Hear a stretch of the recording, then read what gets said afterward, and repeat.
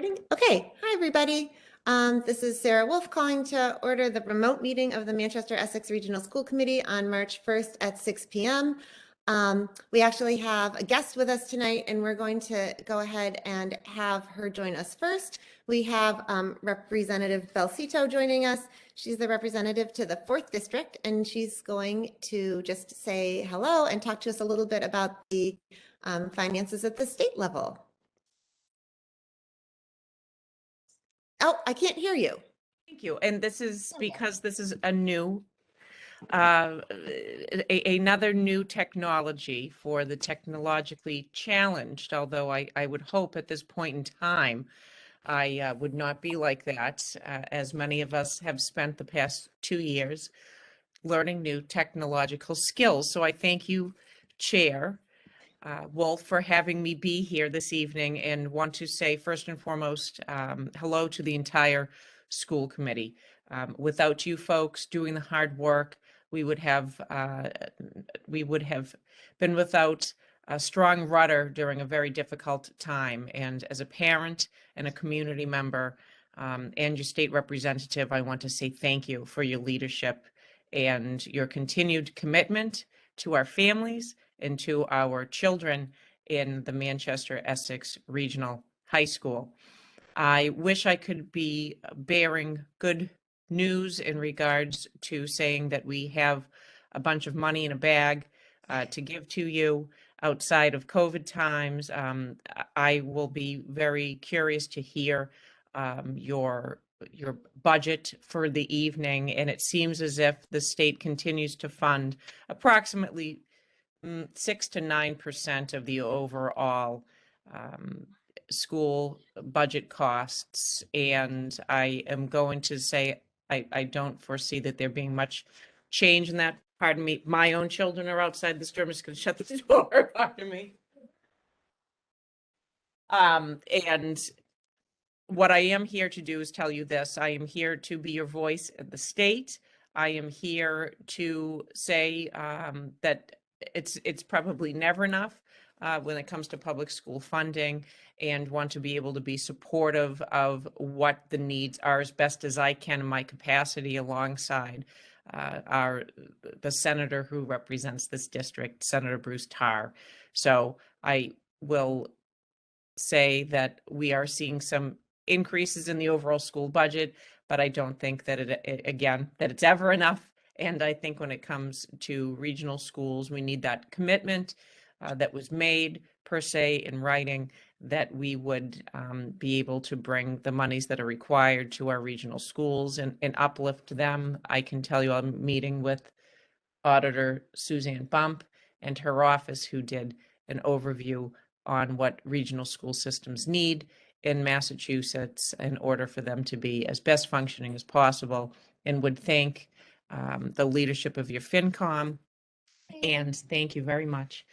And your, yes, real time with my children coming in. Thank you for, thank you for your flexibility. And just say that I think the state is doing the best that they can, and I will continue to work with our congressmen and our federal representatives and senators and our state legislature to emphasize the need for public school funding, and for us to have robust access to our academics, and not have to continually look to rob Peter to pay Paul. And so however I can help uplift what you need, I'm here. I'm dropping in per se, but I want you to know I'm available anytime, and that I can be found on the state legislative website. And I think that the chair has my information. I'm very thankful for the invite. May this not be the only time that I'm here, and I look forward to working with all of you. And again, I thank you for the opportunity. Thank you for giving me the ability to speak. Yeah, thanks so much for joining us tonight. We appreciate it. All right. So we're going to move along, and we like to start our meetings with public comment. So thanks for everybody who's joining us tonight. I just want to take a moment to remind everybody that this is an opportunity for comment. It's not a debate. As our policy states, a school committee meeting is a meeting of a government body at which members of the body deliberate over public business, and we welcome the attendance of members of the school district community to view the school committee as it conducts its business meeting, but these meetings are not designed to be an opportunity for dialogue. Please know that while we will not be immediately engaging with your comments or answering questions, we are listening and paying attention to your concerns. During the meeting, we will be focusing on items that are listed on our posted agenda. If you would like to make a comment, please put your name and town in the chat. Please do not make other comments in the chat. We try to allot 20 minutes total for public comment, and we ask each person to limit their comments to 3 minutes or less.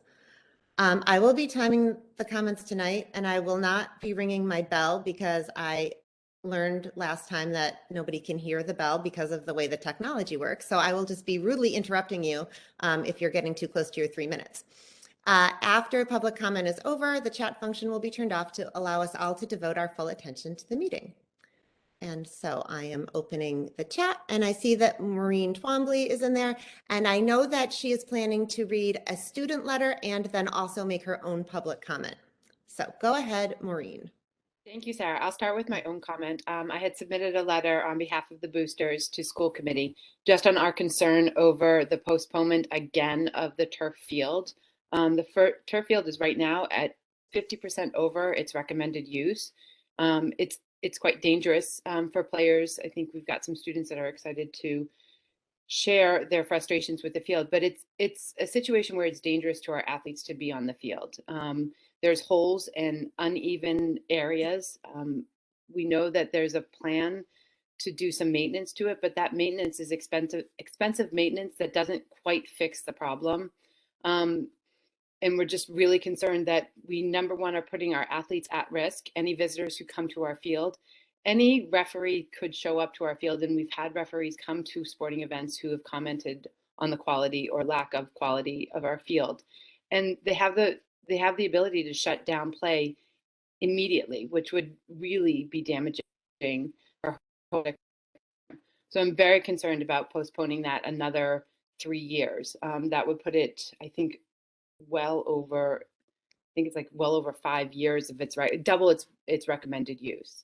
I know that the idea is that they need reserve funding, but if you're considering that you have this reserve funding, when are we going to make up that money so that we would be able to spend it? You know, by putting this off for 3-4 years and spending that in 3 or 4 years, we're not going to be in a better, I mean, I hope we're in a little bit better of a financial situation, but if it's always that we're going to need reserves and that you're postponing the field reconstruction until we have the reserves, I don't see that happening realistically in the near future. So I really hope you consider the risk that we're putting everybody at by postponing it. And then I can jump onto the letter if you'd like. Yeah, that's great. All right, thank you, Sarah. Yeah. This is from Sammy Bothwell, who is a freshman at Manchester Essex. My name is Sammy Bothwell, and I'm a student at the Manchester Essex Middle High School. First, I want to apologize that I can't be here. I have had a previous commitment. I'm a freshman on the Manchester Essex soccer team. I use the turf a ton, and it tends to be dangerous to play on. That is why I think we need a new turf and why we need it this summer or sooner. There are multiple holes in the turf and patches that make it uneven. I know from experience it is annoying and sometimes dangerous to step in them in practice. If a player steps in one in a game, it could completely ruin the chance to score. I know one of the bigger holes is at the top of the goalie box. This is a goal scoring opportunity where it could change the game. The field should not decide games. Another reason to get a new field is that the new field will bring the community together to all play sports. This will help develop young people into athletes. This will help our sports teams win games and leagues. The last thing to think about is that there could be consequences if our fields stay dangerous. The field could and probably has caused injuries. This could cause repercussions if other teams get injured. The field is in terrible shape as it is and will be just getting worse. Adding patches of turf to hide the holes is like a Band-Aid. It only helps for a little, if it helps at all, because the patches make it uneven. What is the whole problem? It is in all athletes' best interest and safety if we get the field redone as soon as possible. Thank you for listening. Thank you. Thanks, Maureen. I see that Shoshi was actually in the chat first. So Shoshi, do you want to go ahead? Sure. Sarah, can you hear me okay? Yeah, I can hear you fine. Thank Okay, you. great. Thanks. I just want to make clear that I know I spoke last time. I just want people to know that this isn't just me speaking when I share from the Friends of Performing Arts. And it's not just our board of 4 of us. We actually represent a fairly large community of hundreds of families and caregivers. So I just want to make that clear because you're probably getting tired of hearing my voice. So thanks for the opportunity to read this important message. So the Friends of Manchester Essex Performing Arts would like to reiterate its position that the Manchester Essex Regional School District should not change its elementary instrument lessons to a fee-for-service program. We understand that the district is facing budgetary challenges, but resolving the issues by cutting into the performing arts offerings is not the path to take. It's our understanding that the fees collected would be used to fund a current 0.7 FTE music teacher in the district. However, it can be expected that participation in the elementary instrument program would decrease, at least initially, making the continuance of the 0.7 FTE music position precarious. The district has had difficulty retaining music teachers at this part-time position because it's not full-time. Making the position dependent upon paid student participation in instrument lessons results in the position being even less attractive to potential highly qualified teachers. Moreover, the proposed changes to the instrument program could lead to an elimination of the position if the funding were to diminish significantly. We need the number of performing arts instructors to increase and not take a step in the opposite direction. We already have very few performing arts instructors when compared with other neighboring districts. There are also issues of fairness and equity to consider. Changing instrument lessons to a fee-for-service program will make participation cost prohibitive for some families. Performing arts belongs to us all, and as an essential part of a complete educational experience, should be accessible for all students. As a high-performing district, we should be finding ways to increase participation in our bands at the middle school and high school levels. That process begins at the elementary level. There's only so much the middle school band director can do if there are fewer students coming in with a strong instrument background. We need to encourage our students in the arts. We should not implement change that will serve to deter our students from identifying their talents, developing their skills, and expanding their horizons. Our performing arts programs should also be as high performing as our academic programs. Please do not make this cut to the budget. From all of our supporters at the Friends of Manchester Essex Performing Arts. Thanks. Thank you, Shoshi. Next we have Ben, our Essex FinCom chair. Thanks, Sarah. Well, first of all, I just on a personal level just wanted to extend my appreciation to the school committee and just acknowledge that I know that these budget decisions are really challenging and you have to sort of weigh a number of trade-offs to consider. So I just feel fortunate that we have such an engaged committee and appreciate the work that you do. So I just wanted to say that at the outset. The other thing is I just wanted to mention to everybody on this call that the Essex boards met last night. So this is the Finance Committee and then together with the Board of Selectmen.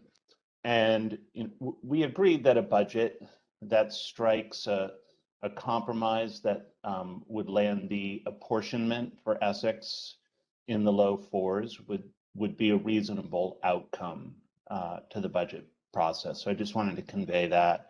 And then also, I just wanted to make an appeal to everybody on this call. So, our thinking through the years has been sort of around the 3.5% budget growth level. And as we've talked about before, Essex is in a position where due to, enrollment trends, the apportionment or the amount that we pay is running higher. It's higher and it probably will be for a couple of years.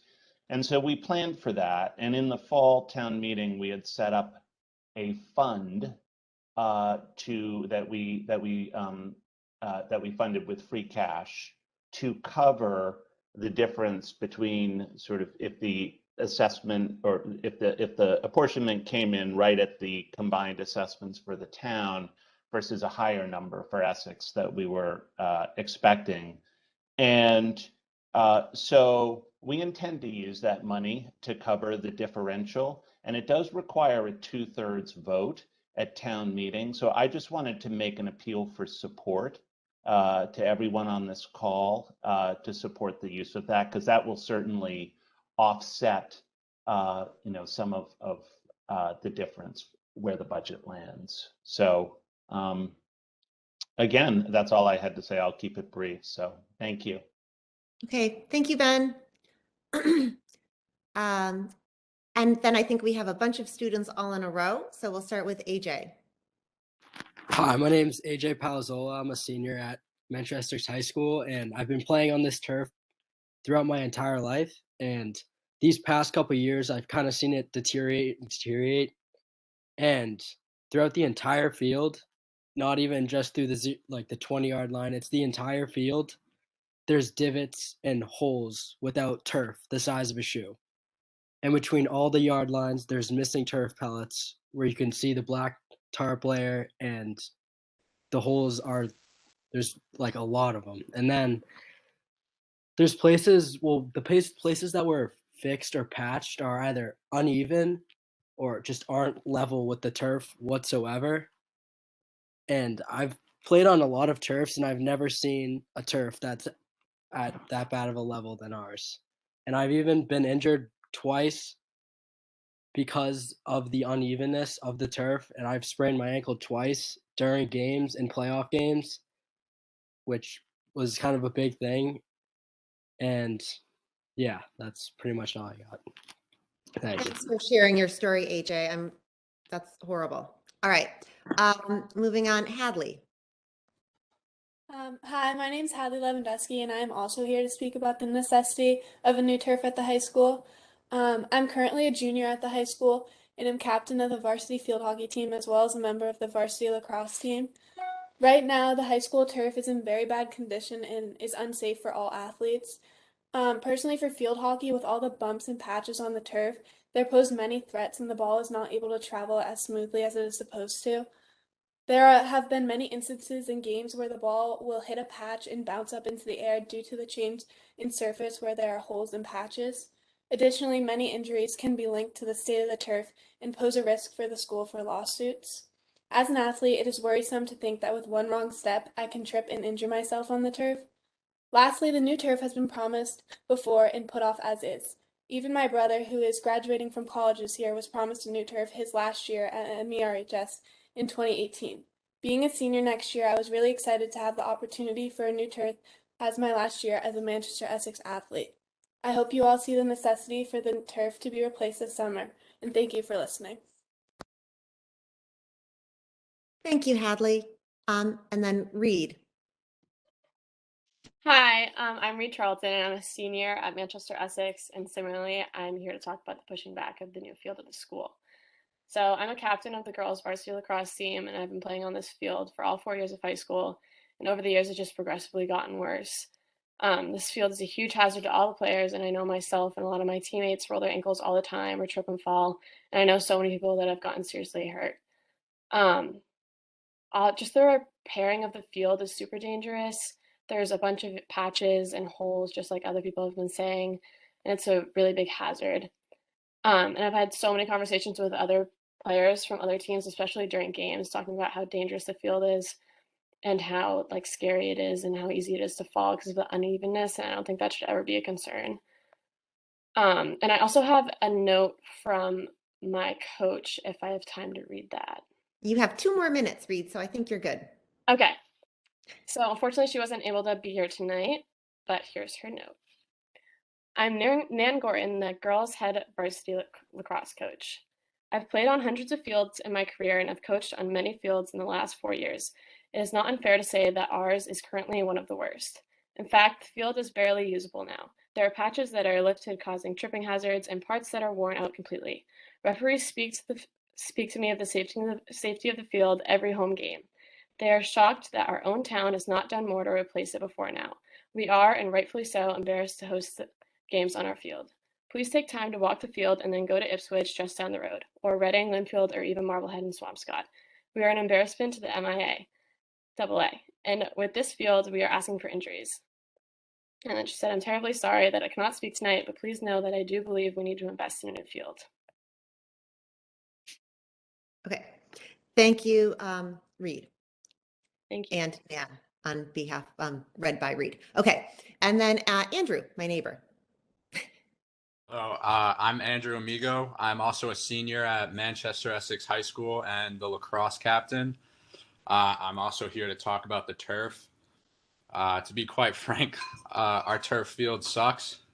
There are giant holes all over it. I've seen kids trip and fall in them. The patches that they've put, there's actually one giant patch right in the lacrosse crease for both sides of the field. The ball will bounce and take random directions that goalies aren't able to save because it'll just go every which way. Kids are tripping, falling, getting injured. I'll see middle schoolers at lunch go out on the turf and just rip handfuls of pellets and turf out. And it's kind of embarrassing, especially when you're on the field and you're standing next to a kid on another team. They're talking to you about how much your turf field sucks. So I think it's something that definitely needs to be fixed right away. Thanks, Andrew. All right. I think Maureen and Shoshi already spoke, and then neither of you has another thing, right? That was just the one thing?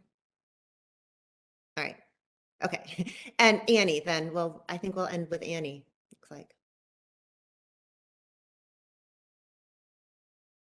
I see the state rep has put herself in the chat. Oh, I think Representative Belcito was just giving us her contact information because she spoke at the beginning.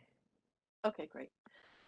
Oh, great. So while she's here, I'll just note that the state is actually working very slowly, and we've been waiting for them to honor their commitments to the regional school districts for years. And I know that you mentioned Suzanne Bumps,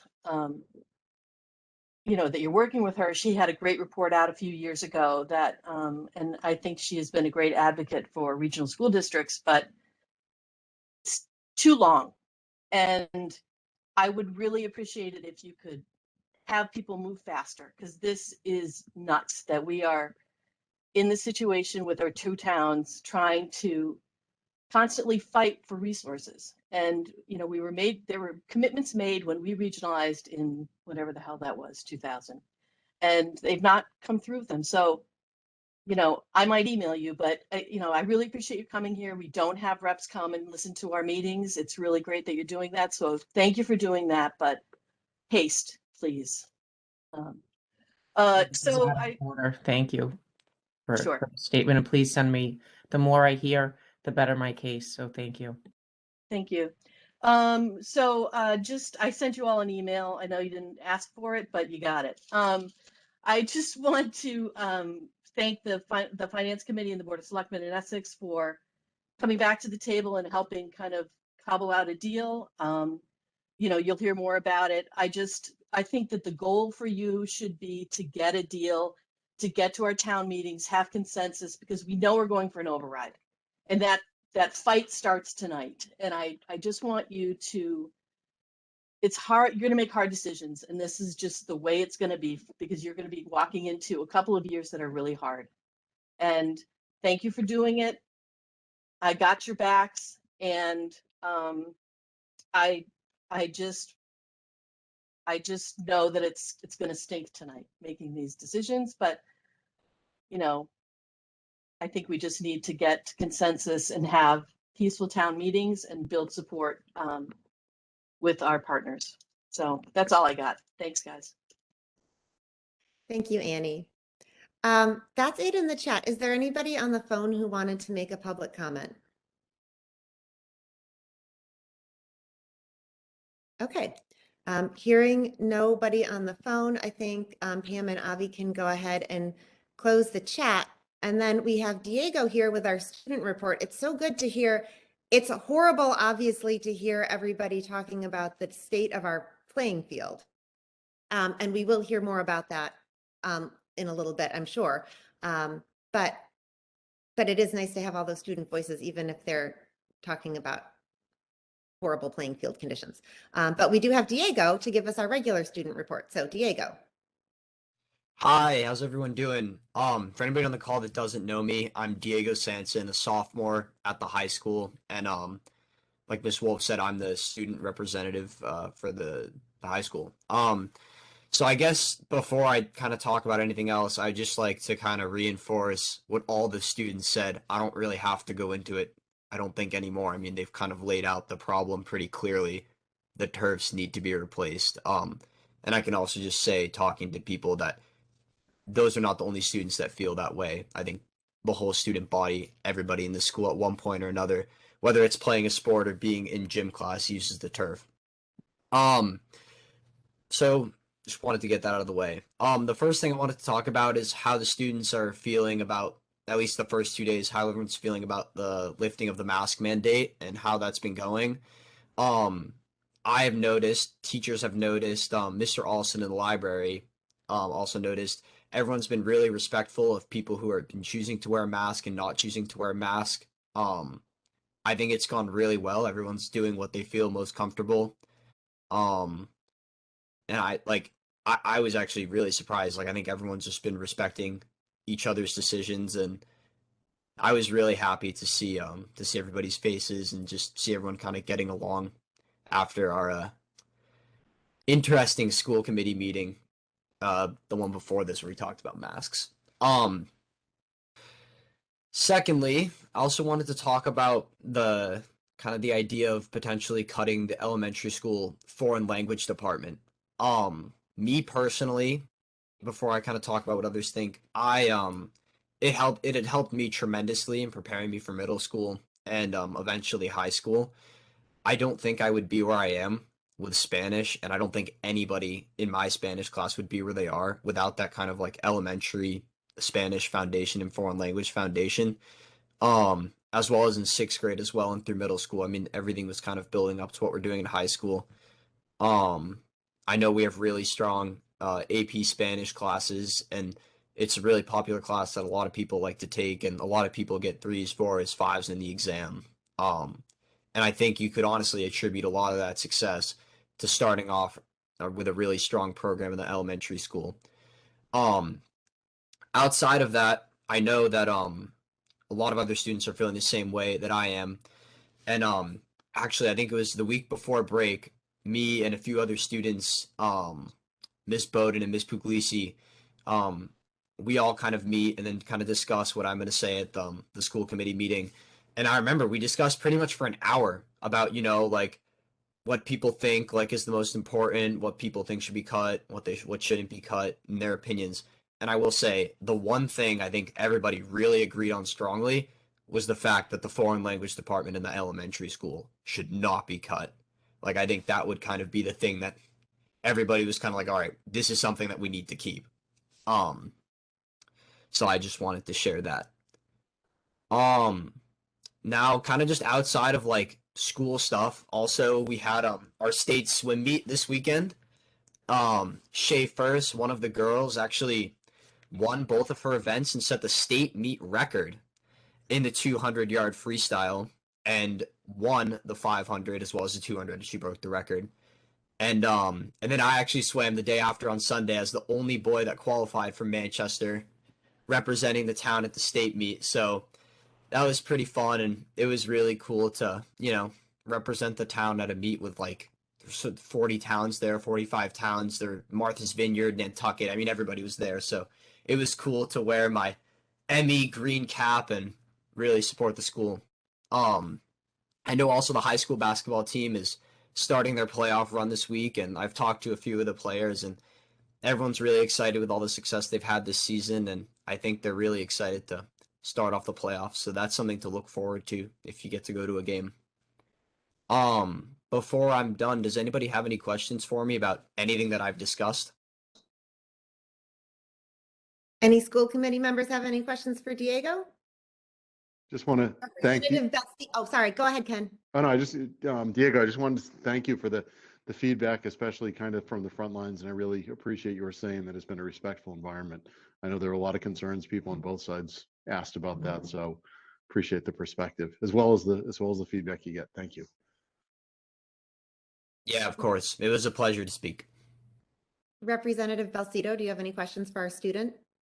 I just wanted to applaud the social civic engagement, rather, Diego, on these issues, and I also want to commend the school committee for the or at least this meeting that I am being able to be a part of. I know there's been a lot of contentious school committee meetings to the point that there are parodies on Saturday Night Live about them. And I just wanted to say that this has been wonderful, and I am very thankful for the discourse. I also wanted to state to the school committee as well as the students, the State House is open. And I would encourage for you civic-minded individuals who may want to take a tour to please reach out to my office and take advantage of that opportunity. If I'm available to take you through myself, I will. If not, we will accommodate that, as I believe that there still is outside of internet trolling and Facebook vitriol, there still is a place for respectful discourse and civic education, and I would encourage individuals in the district to take advantage of that. So thank you. Thank you. All right, anyone else on the school committee have anything for Diego? We can let him out of the hot seat. All right, thanks, Diego, and thanks to all the students, especially who came and spoke about the conditions of the field. We really appreciate hearing from you. Now I have my chair's report. We have a lot to talk about. We've already talked about a lot. We're wrapping up our budget season. The school committee has been meeting regularly here and working with our 2-member towns to come to an agreement on a school budget that recognizes the financial needs of our 2 towns while also providing an excellent educational program for our students. We have been discussing this here at school committee, in our collaboration group, and we've also been attending the public meetings of our town governing boards. We will be talking about the budget in great detail again tonight and making a final decision on the budget that the district will present to the towns in their upcoming town meetings. We hope that everyone will make an effort to attend those town meetings, just as Ben requested, and that you continue to let your town officials know that you support your public schools. It's just really important that they know you're out there and supporting schools. I wanted to thank Pam and Avi, who have been working overtime very hard to find ways to save money without sacrificing too much. I'd like to thank the members of the board who have attended many late night meetings, including one very late night meeting last night, and fielded countless phone calls. I'd like to thank the town officials who've been working on the budget and everyone from the community who has weighed in. We really appreciate your feedback. I'm looking forward to a robust discussion among our board tonight, and once we have made the decision, I hope that we can turn our attention toward planning for the future of our schools. That's all for my report. And now we have our consent agenda, which includes minutes from January 25th and February 1st, but we got them kind of late. So first, I guess, I'm just gonna, actually, let's take the minutes separately. Okay, I'm going to split it up. So can I just go down and can I have a motion to approve the minutes, but then let me know if you guys think you didn't have a chance to read the minutes. Let's do it like that. So a motion to approve the minutes from the 25th and the 1st. I'll move that we approve the minutes from the 21st and the 1st, 25th and the 1st. Is there a second? Second, Burke. Is there any discussion? I need more time. Yeah, I have not reviewed those either. Sorry. I haven't had a chance to review them yet. Okay, so let's table that motion and we will revisit the minutes next time. And so then we have vouchers 1042 and 1043. Can I have a motion to approve the vouchers 1042 and 1043? So moved. Oh, second, Warnock. I think that was Kate and Yep. Ken. Ken. Kate first and then Ken. And then No, I did. Sorry, that wasn't me. that wasn't. I think it was Teresa, I think. Sorry. I think we need to later in this meeting discuss being back in person. Okay. The warrants, is there discussion on the warrants, vouchers 1042 and 1043? I have one question that I just didn't get asked. Avi, on the curriculum and technology, the Promethean board, are we still waiting on other ones that have been held up with supply chain issues, or is this the end of it? A few that are still coming in. They have come in. They were scheduled to basically we've received several dates, and the most recent one was supposed to be on Thursday or Friday of last week. I haven't heard yet whether those came in, but certainly we wouldn't be paying for them until they do come in. So there are a few more that you will see. Gotcha. But not many. Great. Thanks. That's all. Any other discussion on the warrants? We had some snow and ice removal. It was disappointing to see that we had to do some work on the Manchester Memorial School boiler already, but I was glad to see in your notes that we're taking that up with the boiler installer people. That's not something we would expect, even though it's past a warranty. I think we are pushing very hard on that, and we've had very good support from the construction team, which is in full agreement. I do have to commend WT Rich. They definitely take a customer first approach, and they're managing a lot of subs, and they're on the case. That's great. I hope if we have another building project soon, we can use them again. And I noted also that the bus line reflected that we're getting some credit back because they've consolidated one of the routes. Is that right? Yep, that's correct. It's, one of the things we did struggle a little bit back in the fall with having to recalibrate the routes because of driver shortages. And I think we can remember back to how things were in the spring last year and early fall this year, when there was a shortage of a lot of hourly workers for a lot of positions, we are certainly hit with the bus situation, but we've been able to consolidate the routes in a way that doesn't impact service now that it's organized proactively, and that will yield savings. And that's something that we've talked about passing forward to fiscal 23 as well. It's a good thing for Representative Belcito to hear too, since she's on the call, because regional school districts have to provide, we have more extensive bus obligations than non-regional school districts. And that's one of the things that the state had promised at one point to pay for, and we are still paying for it on our own. So just good to note. Thank you. Thank you again. Send me the emails. I'm on your team. Send me. I know you are. Okay, thank you. Okay, then let's go ahead and vote on the consent. It's not the full consent agenda, just those two vouchers, 1042 and 1043. I'm going to go through the roll call. Eric? Yes. Matt? Yes. Kate? Yes. Chris? Yes. Teresa? Yes. Ken? Yes. And I'm a yes. So the warrants are approved unanimously, and the two sets of minutes are tabled until our next meeting. And then next on our list, we have some subcommittee reports. Okay, do we have either Chris or maybe Avi to talk a little bit about facilities, in particular, the situation of the field? Yeah, so Avi, that would have to be you. That's fine. So a couple things. I think it's helpful to hear everyone's feedback. It's not feedback that we're surprised to hear. Obviously, let's just talk first and foremost about safety. The turf fields are designed with an 8-year warranty. We know we're past that point. We do have a very active maintenance program, and we are at a point now where it is true that we're having to do a lot of patching while we're waiting to deploy the capital that we have set and ready to go to replace the fields. We've talked about the capital replacement plan a number of times. It's something that we absolutely want to do and have the funding set aside to do. And I think rewinding a year, really 1 to 2 years ago, where we talked about the good news of getting of bonding for the Memorial School project and having interest income on funds that were awaiting deployment, we, I think, stood in a very good position to have funding ready to do that job.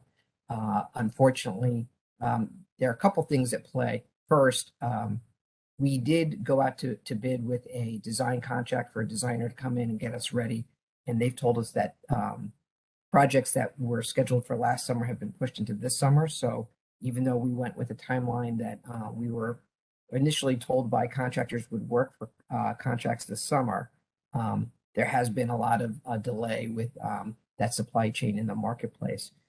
Knowing that, we have engaged our contractors to figure out what we can do, and they do believe there are things we can do to make short-term fixes so that the field is playable. We absolutely will not open the field if it's not playable. I recognize the fact that it is not in optimal condition, but we will not open the field if it's not safe to play. And we have been told by the contractors that we can get it to that level for sure.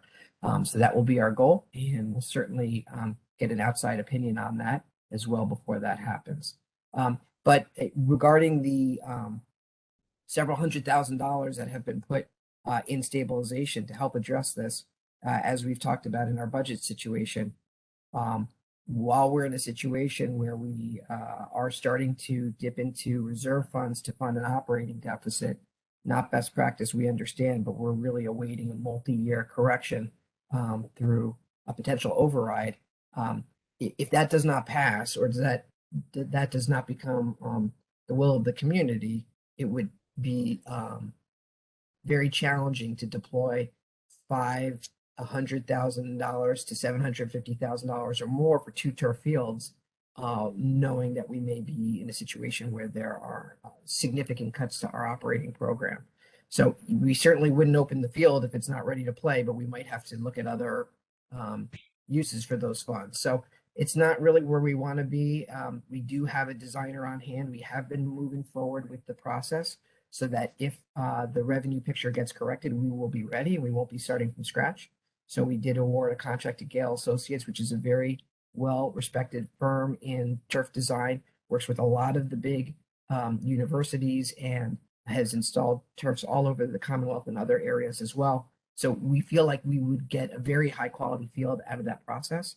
And it does take time for them to go through the specification process and the permitting. So that work is proceeding as scheduled. But when we will actually put the construction out to bid really will depend on what the school committee determines vis-a-vis the budget. And we certainly understand the urgency. Thanks, Avi. And then Finance Committee, I know Teresa had a report for the Finance Committee. I do. So, and just as a reminder, because our meeting virtually, it's been so strange with our interactions, you know, going through the virtual method here. But just as a reminder, part of the point of these reports, it's not necessarily just to announce it to the whole public and everything, but it's also for our committee to understand what we're each doing in our subcommittees. And so that's really important. So one thing that that has come up is the idea that even if we're going to be talking about the budget later, that it's important to still report out on this, because this is us showing that we are doing our job here and doing the work behind the scenes outside of this major meeting.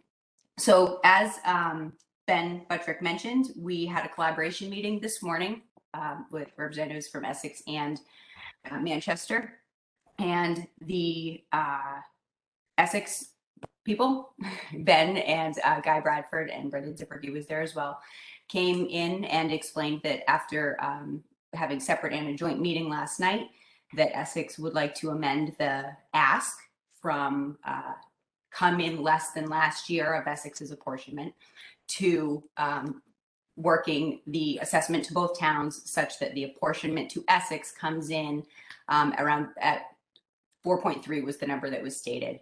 So Ben brought that to the table. Guy, in his role as chairperson, representative to the Board of Selectmen, seconded that. That also was discussed at the meeting last night, their meeting that Sarah and I also attended.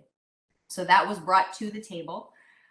There are still some outstanding questions that members of the Finance Committee have, but we discussed some process about how to make sure we get those answered in a timely fashion and through, you know, recognized channels that allow us to do this in a fair way for all members of our community. And the with this new position, this compromise position, they also did come with a plan, as Ben mentioned. You know, last fall, Town of Essex did approve at fall town meeting to seed a account, to start an account for these years where the apportionment to Essex bumps us up into area that isn't typical or that they're not prepared for. And so I don't think the plan had been necessarily to use it all right at once. And in previous meetings, that wasn't necessarily going to be brought forward, but it is at this point in order to offset their concerns. So I think that's great. But the fact is that, you know, Essex is facing a $330,000 budget gap. So they're having to address that in the same way that we're having to address our budget gap. The main thing that I really want to take out of that is that there's a definite change in tone between in the collaboration this morning. You know, as you all know, our meetings have gotten a little bit chippy and it's gotten a little difficult. And there was a definite change in tone. And I get the sense that there is opportunity to move forward in repairing here with this bring-in of a compromise, and that Essex is clearly preparing to collaborate on a correction next year. It's not, yes, we're here and supporting everything. There's no commitment. We can't, a town can't commit that far out, but there is definitely discussion and tone change such that there's collaboration moving forward. And I felt positive about that. So we have a lot to actively discuss tonight, not just like hear about, but like for our board to actually discuss about this. But that was the report. Manchester didn't have anything to bring to the table this time, nothing new or concerning coming from Manchester right now. Thanks, Teresa. You're welcome. I don't believe that the policy committee met. And we don't have anything from negotiations at this time. So Pam, I'm ready to pass it over to you. And I have 3 quick points because we really only had 4 days of school since we last met. So not too much to report new that Diego hasn't already covered. I concur with his assessment. It seems like the mask mandate transition to voluntary has gone smoothly and people have been acting respectfully. And I think they were reporting about 40% of the kids at the elementary school, about half that percentage at the secondary were voluntarily wearing masks. So that's gone very smoothly. We had a late breaking development as we came back from break. They seem to be specializing in those this year, where the CDC did issue its new guidance as had been anticipated. And in that new guidance, they dropped the requirement for masks on pre-K-12 buses. So we are in a position of continuing to align with the Department of Ed. So if I haven't received any questions. I know a couple of you mentioned you had, happy to send something out tomorrow morning if there's still uncertainty out there about how we should be approaching the buses. But if there isn't any objection from this group, I would say we just align with that level of guidance as we had with the states. I think the question I got is just that there was a little confusion because there was a thought that the mandate was a federal mandate from the Department of Transport. Maybe it wasn't Department of Transportation, but a different department than the CDC. And so as long as everything is above board, that's clarified. And the commissioner basically said, you know, we're on board with this, but it's local decision.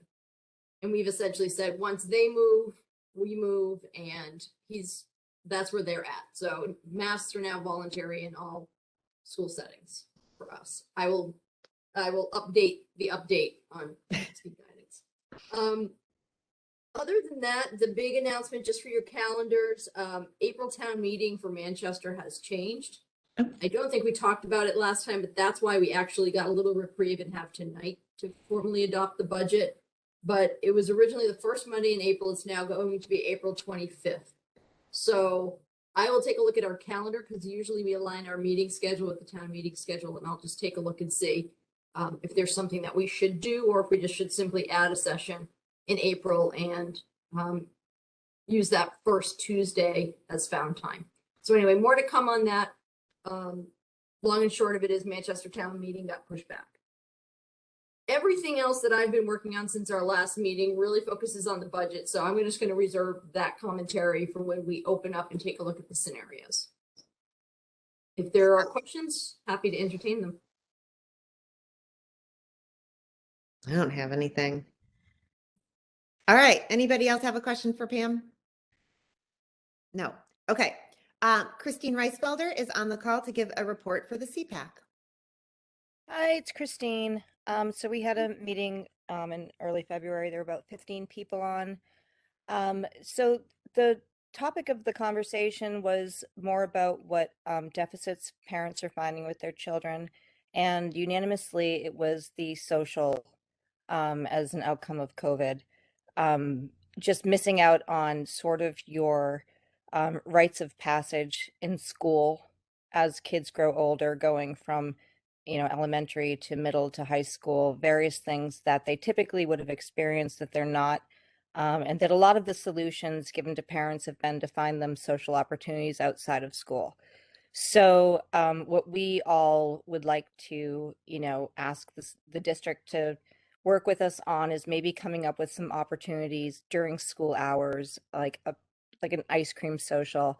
If any of the clubs or sports teams are making it to some sort of tournament or competition, things like pep rallies, just taking some time during school hours to get the kids doing things in the auditorium, in particular now that we're lightening things with masks, etc., where the kids can start feeling more involved and a little more social. An anecdote was, please don't tell us that you're going to do pajama day and things like that. I felt more like, is there a way for us to find things to do during school, if it's even for a half an hour or a Friday here and there, or more field trips or whatever, where the kids get to know their peers more and just more social, that is helping them all move along, because they really have missed out on all of those transitions.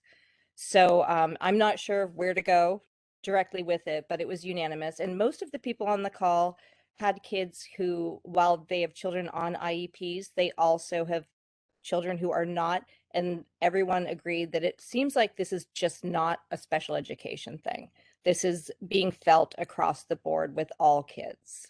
So anyhow, our plea would be, if there's a way for the principals across all the schools to come up with ideas of things that they could do, just small things, a Friday ice cream social here and there, more field trips, more pep rallies, just things that the kids during school are being around their peers and it not being an academic setting.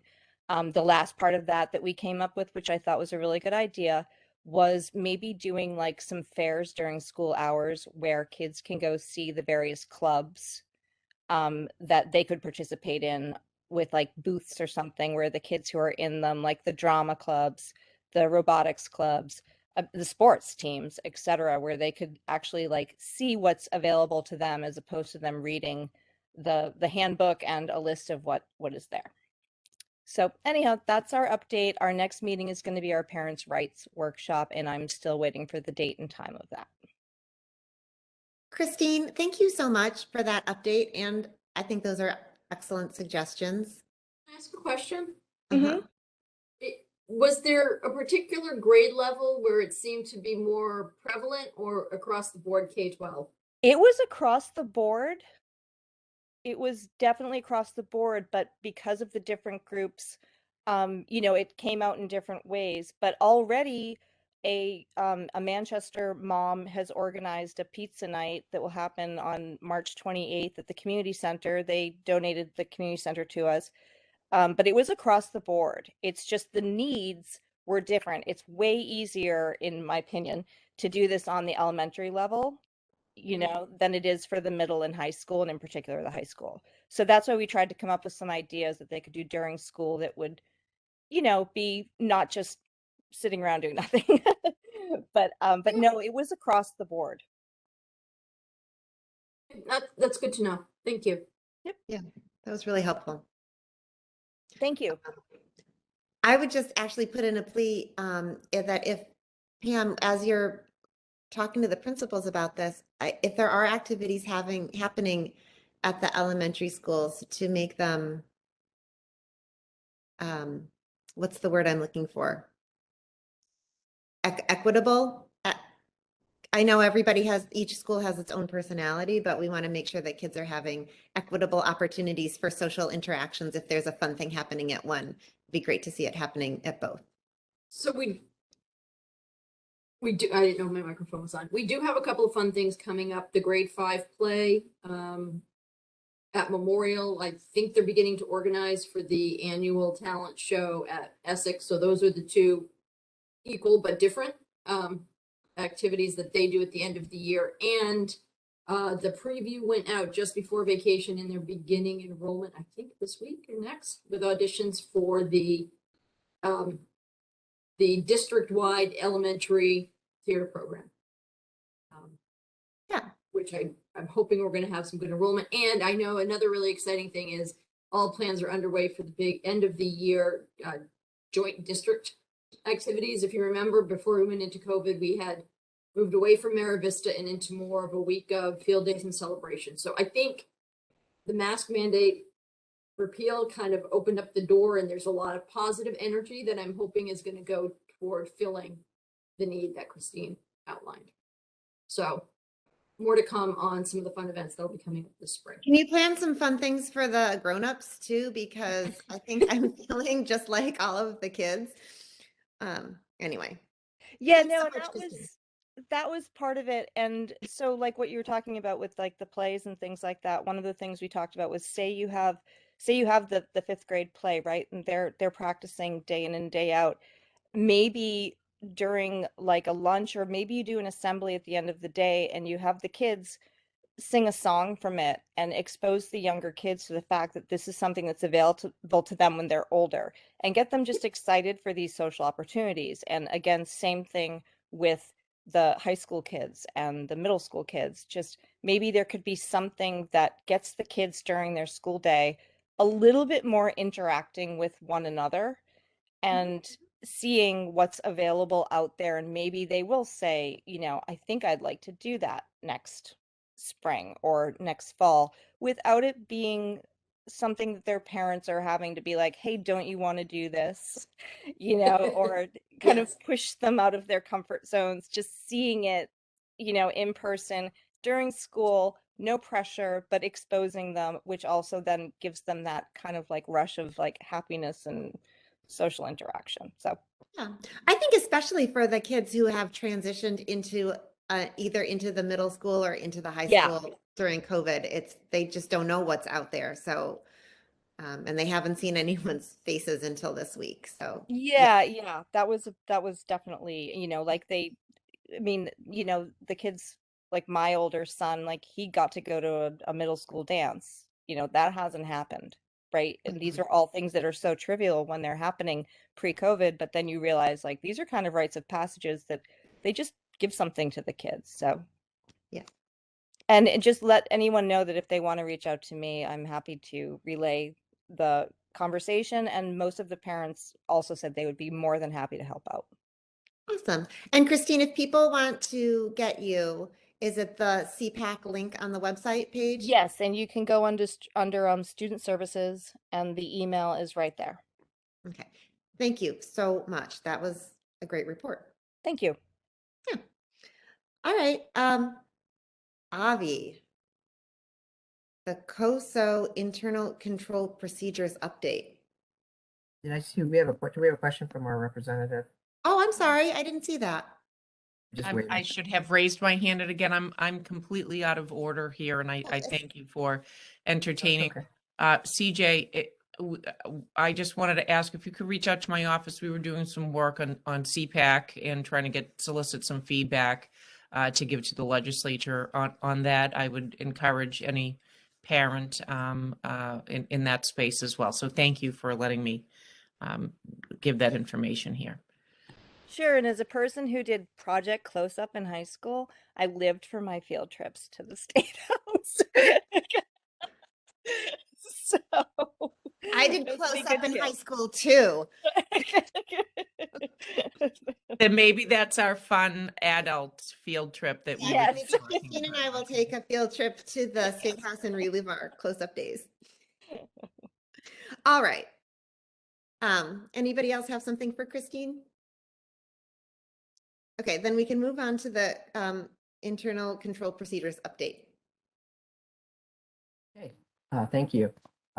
So for those of you that remember our last year's presentation by our auditors, Powers and Sullivan, and have been through the process before, you know that in addition to the audit, they also will comment through what's known as a management letter on certain areas that they think are opportunities for improvement. These are not deficiencies or anything that are findings in the audit, but more just management suggestions that they see as helping to, bring out best practices. And that's one of the things that we find really valuable about the partnership, because it always helps us to kind of keep on a continuous improvement in mindset, which is really important for moving the district forward and being really responsible with the assets that with which we're entrusted. So first, the audit does talk a little bit about internal controls overall, and that's an area where we've done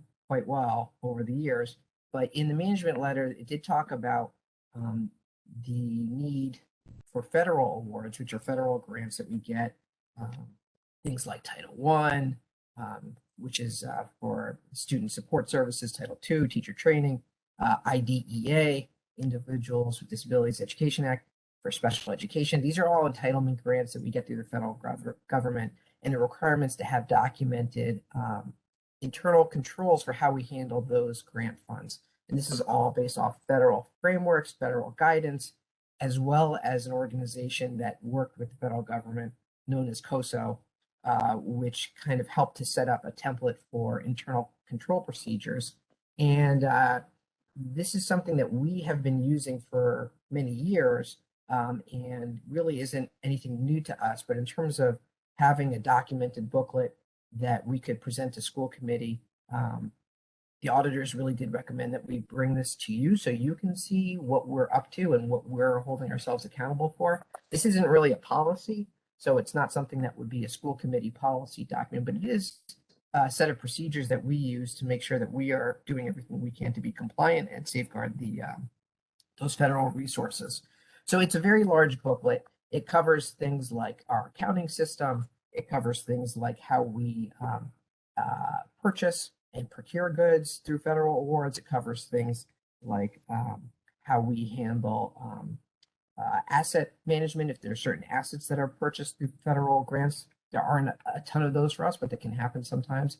And so we wanted to make sure that the school committee saw that. The school committee is obviously an important oversight organization for us. So we think that that's an important thing for you to be aware of. Rather than go through all of the sections, I would just be very happy to take any questions. But I can tell you that broadly, these are procedures that we have used for many years, because part of what we do when we accept these grants on an annual basis is we sign terms and conditions with the Massachusetts Department of Education over how we will oversee the grants. And a lot of these internal control procedures do align, not all of them, but a lot of them do. So it's really not something new for us as much as it's something that's really now in a very clear documented packet that you can review in case you have any questions. And I think it's just another example of us continuing to just fine tune and tweak what we do so that we can essentially be accountable for, keeping an eye on taxpayer and federal government funds. So are there any questions about the document that we sent around? I have a quick one. So is this one of the items that might have been the year before as well? Like, I remember there were a couple things that for a couple years running, it was like, but it was COVID and there was just, it was crazy. So I was just wondering if this was one of those. This is one of those where, in addition to telling them that we had the procedures, they really recommended that we bring it to school committee. Yeah. So, yep, and we're hopeful that this will take care of that concern or question. Thank you. Also, I should say, since we're here, one of the secret weapons that we have in our organization is a person who works in our business office, Tom Kudo, who joined us about a year and a half ago, just prior to COVID. Tom actually used to work for Powers and Sullivan as an auditor and managed a lot of auditing engagements.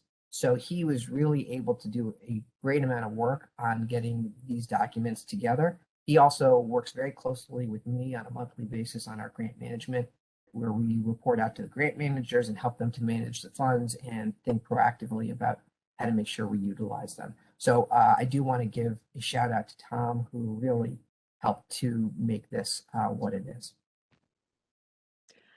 I have a question.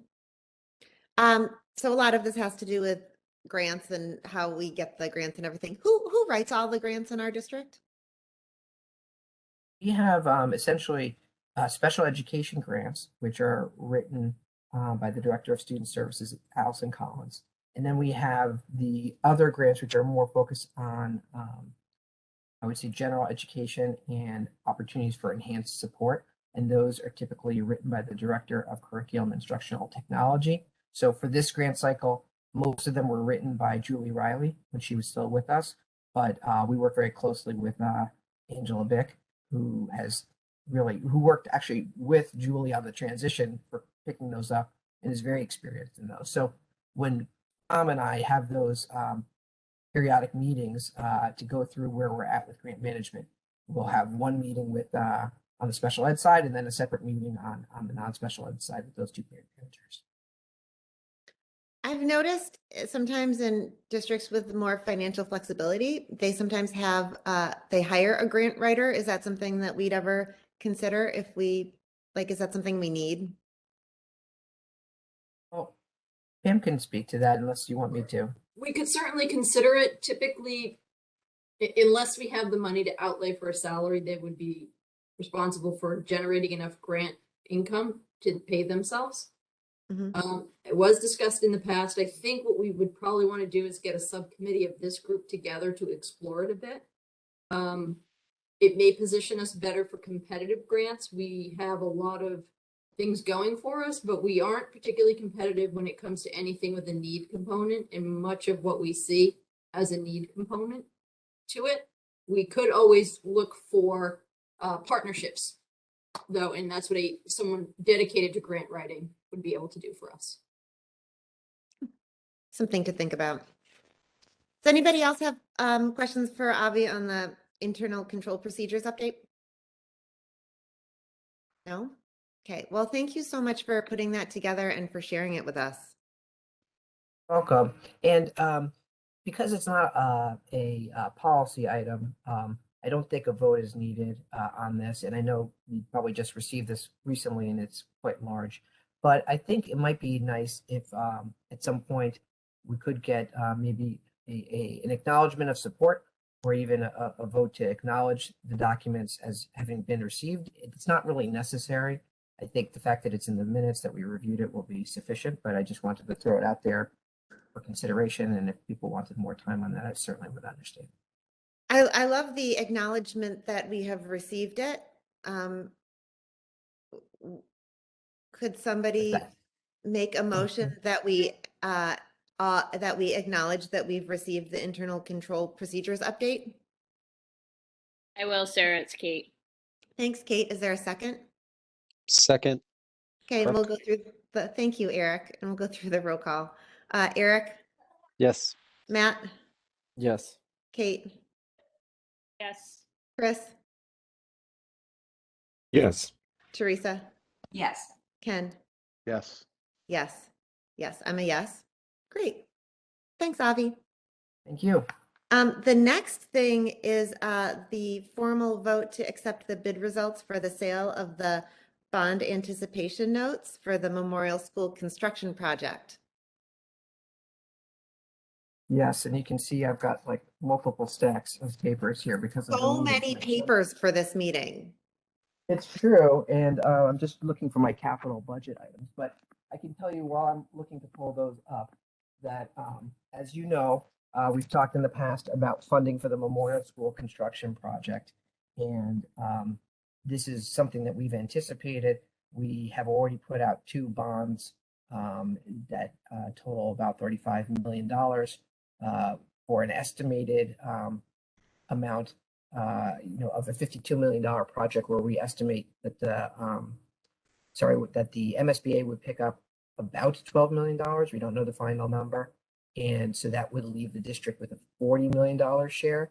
I said mistakenly that we've issued 35. It's actually closer to $38 million. And so this is the last piece. We're not ready to issue long-term debt yet because we don't know what the final spending amount will be and what the final MSBA reimbursement will be. So this is kind of one of those placeholders that allows us to have the cash in hand as needed to finish the project. As you've heard us say many times, we remain on time and under budget, and we expect to finish the project under budget, which is great. And so between not knowing exactly how much savings there will be just yet and not knowing exactly what the final reimbursement is yet from MSBA, that's why we're using bands. They were issued last week through a competitive bidding process. And as a result of that, we now have, here's my notes right here. Sorry about that. We do have $1.3 million of bands to accept, and I sent the form of vote, which is required, and was also posted on the agenda there. So I would love to get a motion for that. I can explain a little bit about the implications for the capital budget, either before or after, because we will be talking about the budget tonight. But just as a quick reminder, all debt issuance, including bands, is part of our capital budget. It's not part of our operating budget. The entire project was excluded from Proposition 2.5, so this will not affect the levy limit. And the amount of spending on this band will be approximately just under $30,000, closer to $25,000 for fiscal year 23. And we'll bring our capital budget, which I can go into a little more detail when we take the budget adoption votes tonight, to a 5.6% increase. So the form of the vote basically has, I'm going to look at it very quickly and not read it. 1, 2, 3, 4, 5, 6 components. The first is to approve the sale of 1.3 million 2% obligation bands.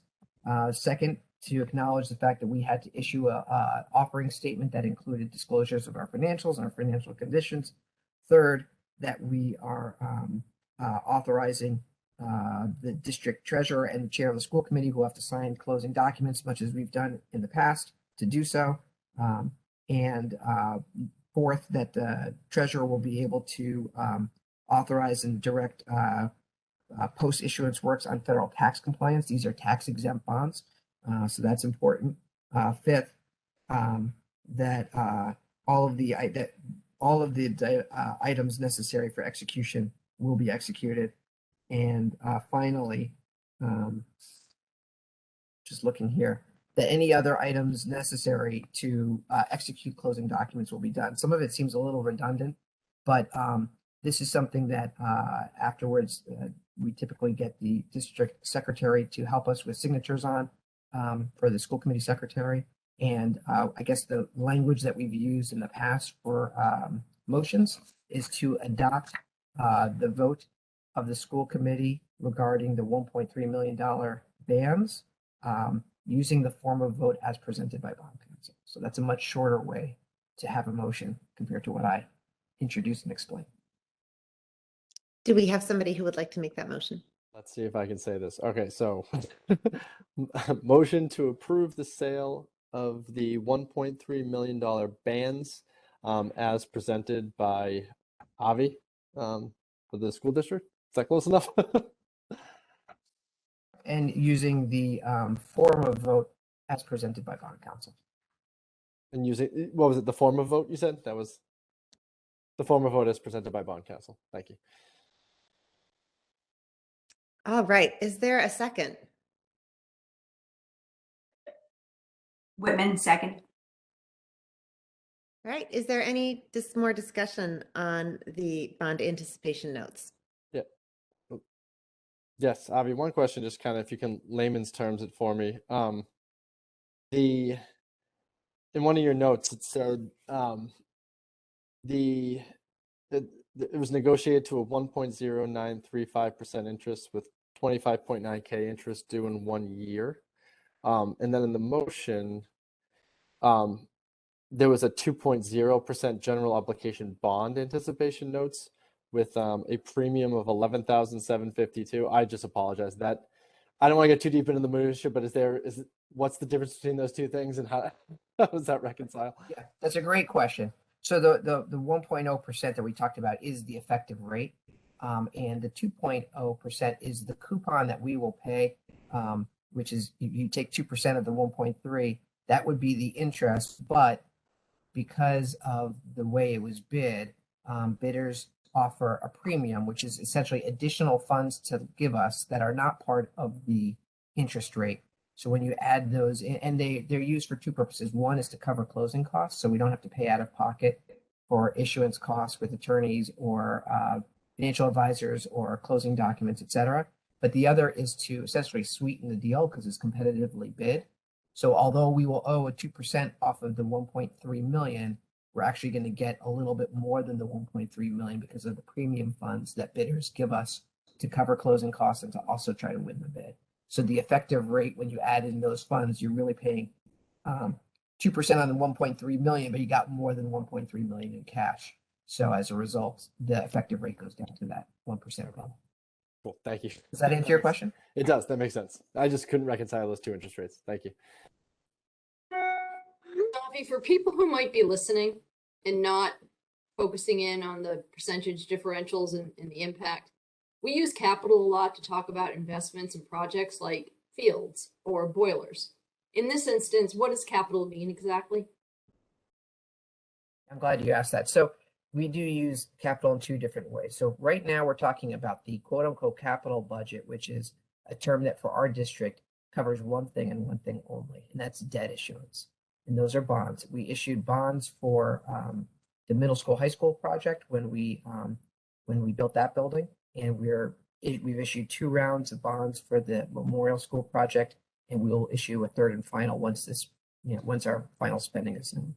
So that's what we talk about when we talk about the capital budget, and that's what's excluded from Proposition 2.5 when voters voted to pay for the entire $52 million project, even though we know that it won't cost taxpayers anywhere near that because we will get hopefully close to $12 million from MSBA. Additionally, the 5% interest rate that we talked about when we had it presented to taxpayers at that time has turned out to be much, much more favorable in the 2 to 3% range. So we've saved taxpayers a ton of money. All of that is different, to Pam's point, from what I would call lowercase c capital needs, which are for fixed assets that we pay for using reserve funds. And so those are things that our reserve funds can be appropriated or authorized to be spent by a school committee if it's school choice, or it has to be added to our budgetary spend that goes to town meeting if it's from the excess and deficiency fund. And so we use those for big one-time asset purchases that are nowhere near the size of a school building, more like boilers or things like turf fields or the playground at Essex Elementary. So big purchases that are not in the tens of millions of dollars, and those happen through reserve funds. So thanks for asking that question.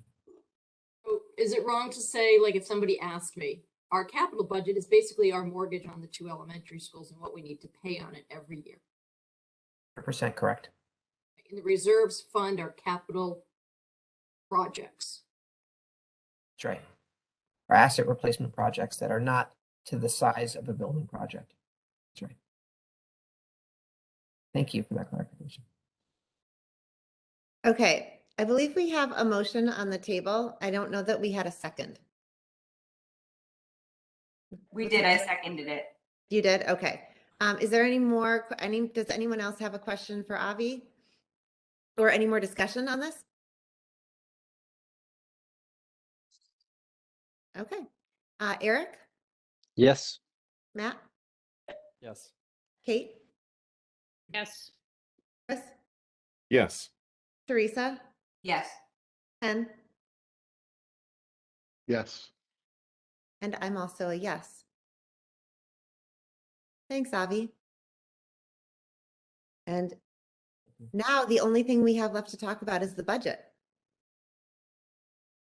So I've updated scenarios to reflect Ben's reporting on the new ask from Essex. So what I'd just like to do is show you 4 different options that you have for tonight for the basis of your discussion. And I'll give you my recommendation, but that's just a recommendation. You're free to do whatever you like as a body. So you could throw all of these out and say, use all reserves. You could throw all of these out and say, cut to achieve the full gap, or some variation thereof. But I think these are representative of the conversations we've been having throughout this process, and of the parameters we're trying to work within to meet, I think the word of the night is a compromise budget.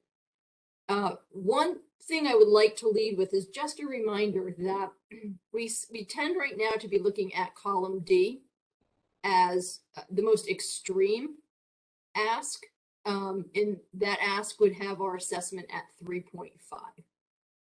Please remember that this perception of this extreme ask is already a $985,000 reduction from the actual growth in our budget this year. We are nowhere near addressing the real budget number to maintain level services. We are already starting at $985,000 gap with the assumption that 3.5 was the number we had to hit. So any of the scenarios to the left of D are just, it's a larger gap from where we started. And remember, we started around 4.9 or 5% growth in the year. So I just want to remind everybody of that, because I think we're hyper focused right now on how to slide across this scale, but there's a whole lot more going on to the right that we're not even talking about or even attempting to make an argument for at this point, because these numbers would be off the chart. The way this chart is structured is we've got the total budget spending on top. The number underneath is the total gap between level services and the target. So this is the amount of money we are trying to find through a combination of cuts and reserve usage. These are also the numbers that you'll start to look at as we go into next year as the basis for override. The money that we're trying to make back from what we have either alternatively funded this year or created cuts to achieve.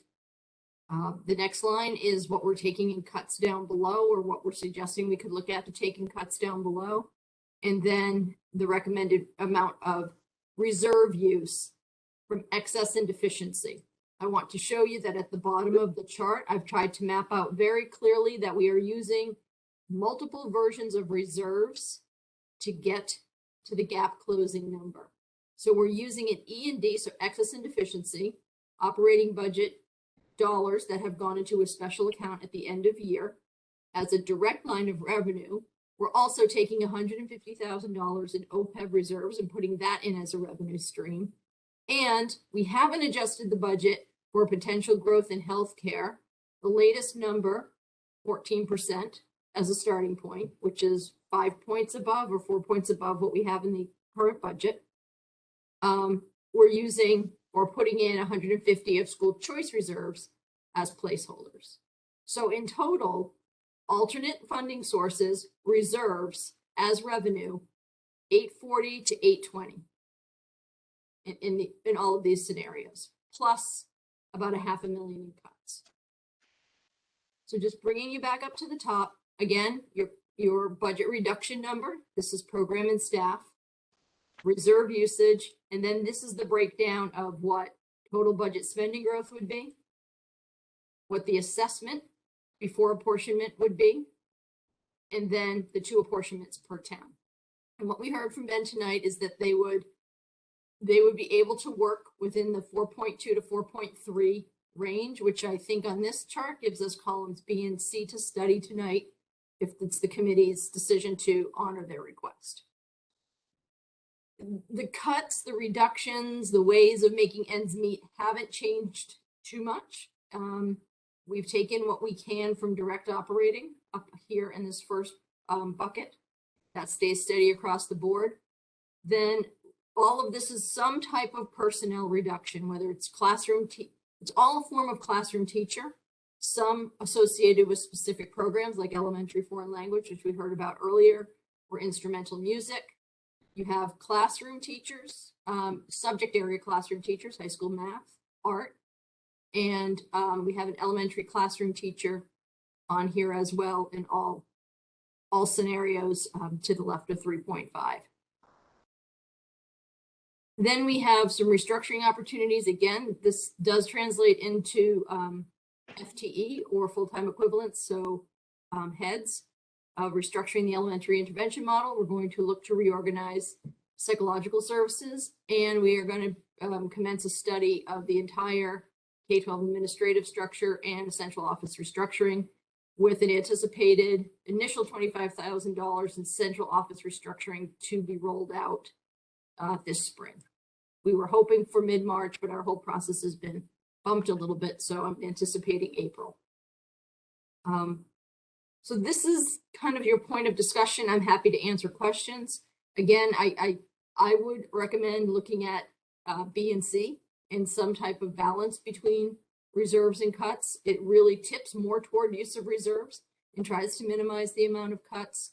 But I'm trying to take a multi-year look as I give you my recommendation and wanting to be prepared to try to manage through next year should we not be successful in agreeing on an override scope, and then moving that toward conclusion. So it might give us a couple of tries or time to manage effectively through a couple of tries. And then on the second page, we can kind of toggle back and forth as needed. It's just a real back of the envelope projection. This is based on a 3.5 assessment scenario, so all the way to the right. It kind of just shows you based on where we start next year with our reserve funds, so this line here, account totals, if we use this combination and go through with the boiler backup and the carpeting for the auditorium, so the regular investment in our facilities program, this shows you what we're left with in terms of account totals to start fiscal 24. We've anticipated that a 518 investment of reserves in E&D this year will likely grow to 786 next year with the natural growth of the budget. Well, if we have to use 150, we'll have to continue to use 150 or find an alternate way of funding that in the budget, making other cuts or finding additional revenue.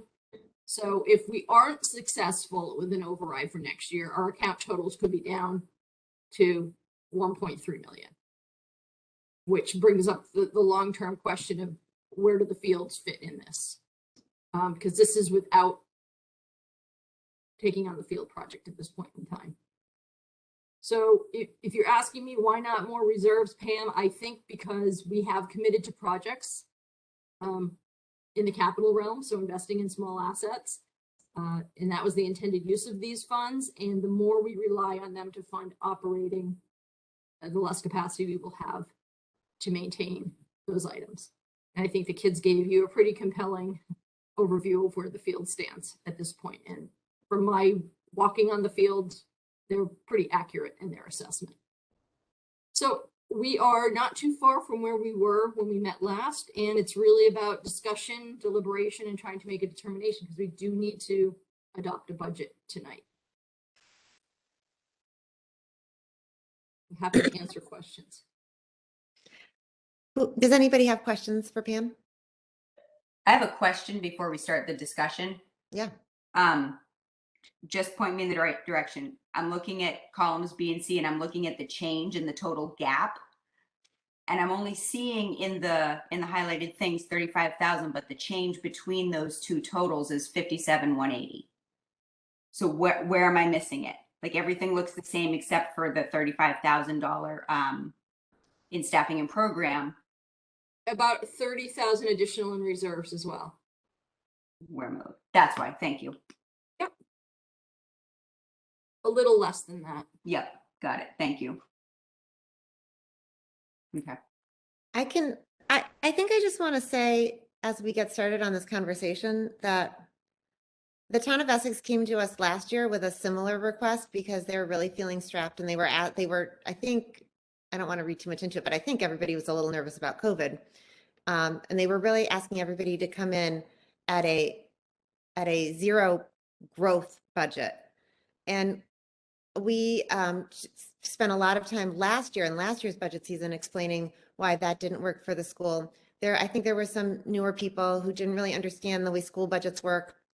We've done a lot of education, but really last year, while we were able to make some concessions, and I think we were able to cut about $40,000 out of the budget, we did not make the big cuts that they were hoping that we would make last year. And so we kind of carried through, and the town supported the budget last year, but I feel like this is now, it's a 2-year ask that we've kind of deferred to this year. So I think we really do need to work with the town of Essex and be respectful of their request for a compromised budget.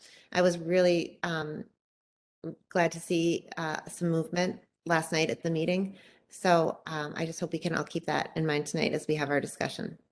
And so I'm happy to entertain any discussion or questions, or if somebody wants to put a motion on the table so that we can, discuss a motion, that would be great too. I just want to note, Sarah, before we go into motions and stuff, I know that all of the school committee members have been getting tons of feedback from community members who want us to know, how much they value the programs that we currently have and that we're currently offering, and how much they hope that we're not cutting X, Y, and Z. And I just want everybody who's listening to really understand that we hear that, and that none of these things are things that any of us want to cut. Our goal has always been to provide level programming for our students and to provide a high quality educational experience. And so the fact that unfortunately we are in this position is, I think, really difficult for all of us. And this is not something that we want to see. None of these things are things that we want to see cut either. And so I hope that people understand that this is not where the school committee wants to be, but here we are, and this is what we need to discuss. Can I add to that? I think I'm not sure that I pointed this out in my subcommittee report, that the movement from Town of Essex, they made very clear that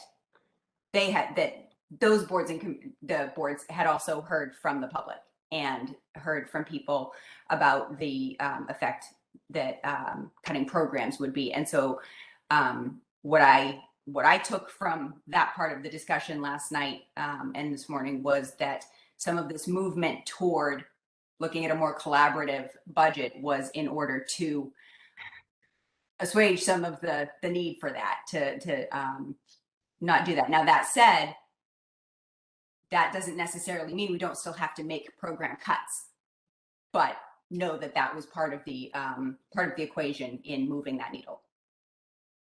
I think one silver lining might be that people are becoming more engaged with the budget process and knowing that we will be looking for an override in the next year.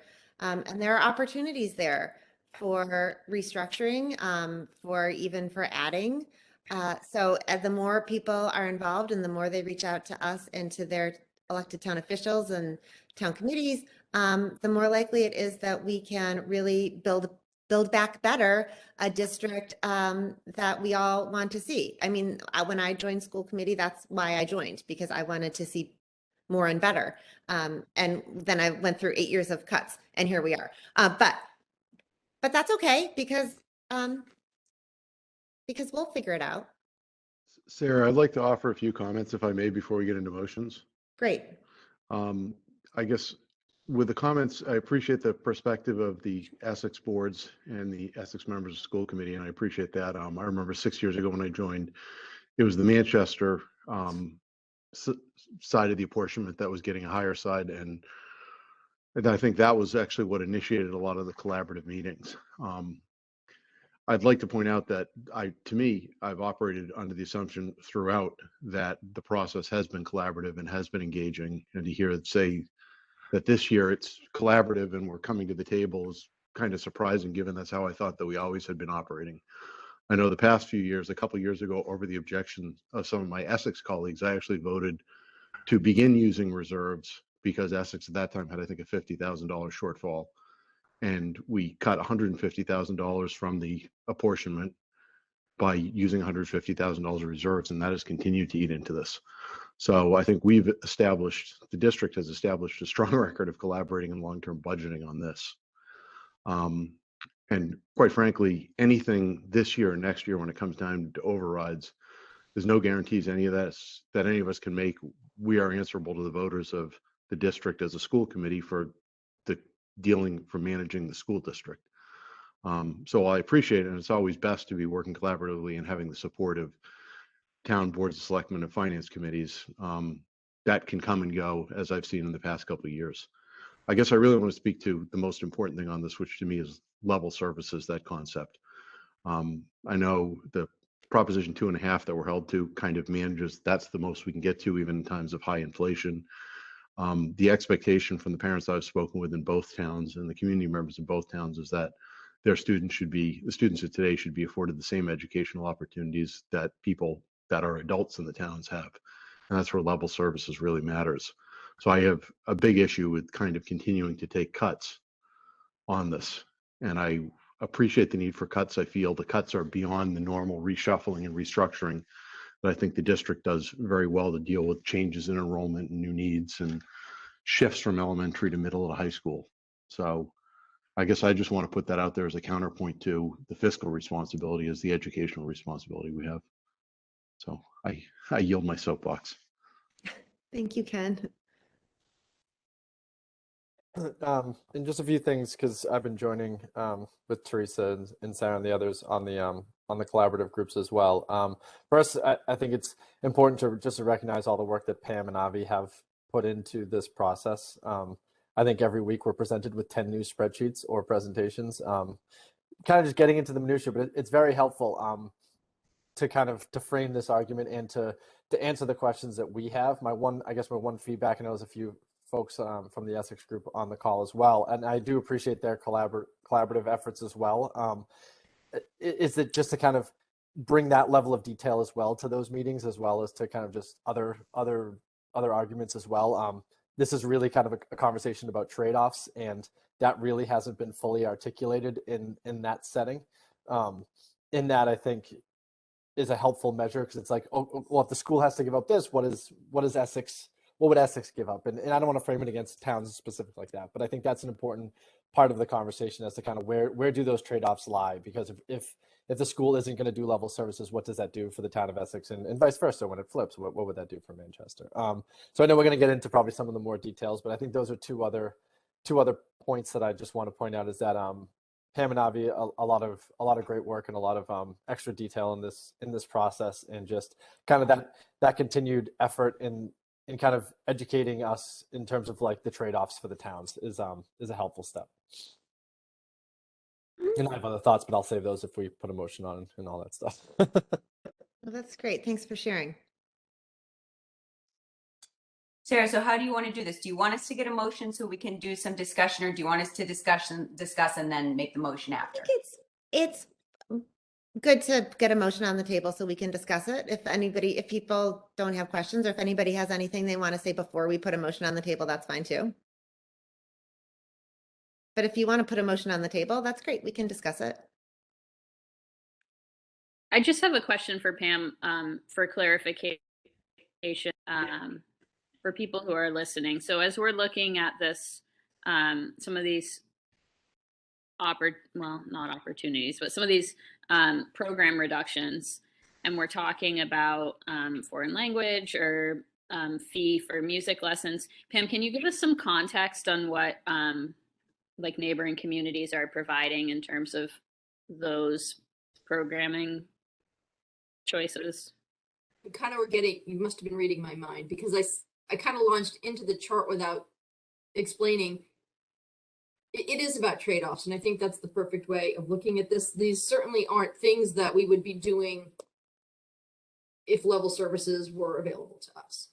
We might somewhere down the line decide we want to do a deeper analysis of elementary foreign language and see if it's still a best match for us. But right now we are really looking at balancing a budget and trying to make some changes and free up some resources so that we can hit some target numbers. The way this list is constructed, and I'm looking at it and realizing I could have done a much better job of the way I itemized it. But if you recall, it really starts looking at discretionary pieces and then moving inward to classroom. So while there's a lot of passion behind the elementary foreign language program and the elementary instrumental program, they're not required programs. They're programs that are either local interest, make us competitive with our neighboring districts, or are just nice to haves in their tradition. And that's where I can show you what I learned from our North Shore partners in a second. But then you'll see we get into those subject area classroom teachers. So I know we're having a lot of conversation about elementary foreign language and instrumental music, and I think it's good conversation, and I think we should. But I want to make sure you're clear that on that list, we also have a math subject area teacher at the high school, which will increase class size. We have an elementary classroom teacher that will increase class size. And we have the 0.4 high school art teacher, which will likely increase class size. We think we're going to be right around high end of the benchmark, but it certainly won't be for every section of every course. And we know we're going to be teetering on the edge for the elementary on the very high end of benchmark for grades 3, 4, or 5. So I do think it's important to have a conversation about elementary foreign language and instrumental, but if you were asking me, what am I looking to move off that list? I think class size and classroom teacher is priority 1, because it gets closer to the core program and an impact on the core. But to your point, Kate, I did do a bit of a survey, very informal survey of our neighbors on the North Shore for what they offer at the elementary level. And one of the reasons I thought a putback of instrumental might be appropriate was because other communities do offer instrumental during the day, but other than Salem, no one does, no one has elementary foreign language. So while it may not be our preference and it gives us an advantage to have it, it does not necessarily put us at a disadvantage against other school districts for not having it. And we could go between now and April, we could even take a look comparably at kind of some of our more like schools like a Linfield or a Hamilton Wenham to see what their trajectory is for students who start later in foreign language, to see if they are reaching AP status and having some level of success. The one area we could also look at in foreign language, and these don't have to be decided tonight, we're talking about swings of $35,000, is 57% of the communities, and it's only 14, do offer a grade 6 exploratory foreign language. So that could be a putback for about $35,000, I think, would be a wash. And then this is where I really was surprised to see that of the communities that responded, about 60% of them do have the instrumentals during the day. And ironically, not necessarily the communities that I thought would have them. So that's just kind of a look into what's going on around us in these areas. Thank you for doing that homework. Yeah, thank you, Pam. Can I These ask aren't one? easy decisions. I mean, it's not easy, no matter where we land. So can I ask one question before we go to a motion? Can we be clear about options? Can somebody just recap A, B, C, and D, and which are acceptable and unacceptable to the town of Essex's request?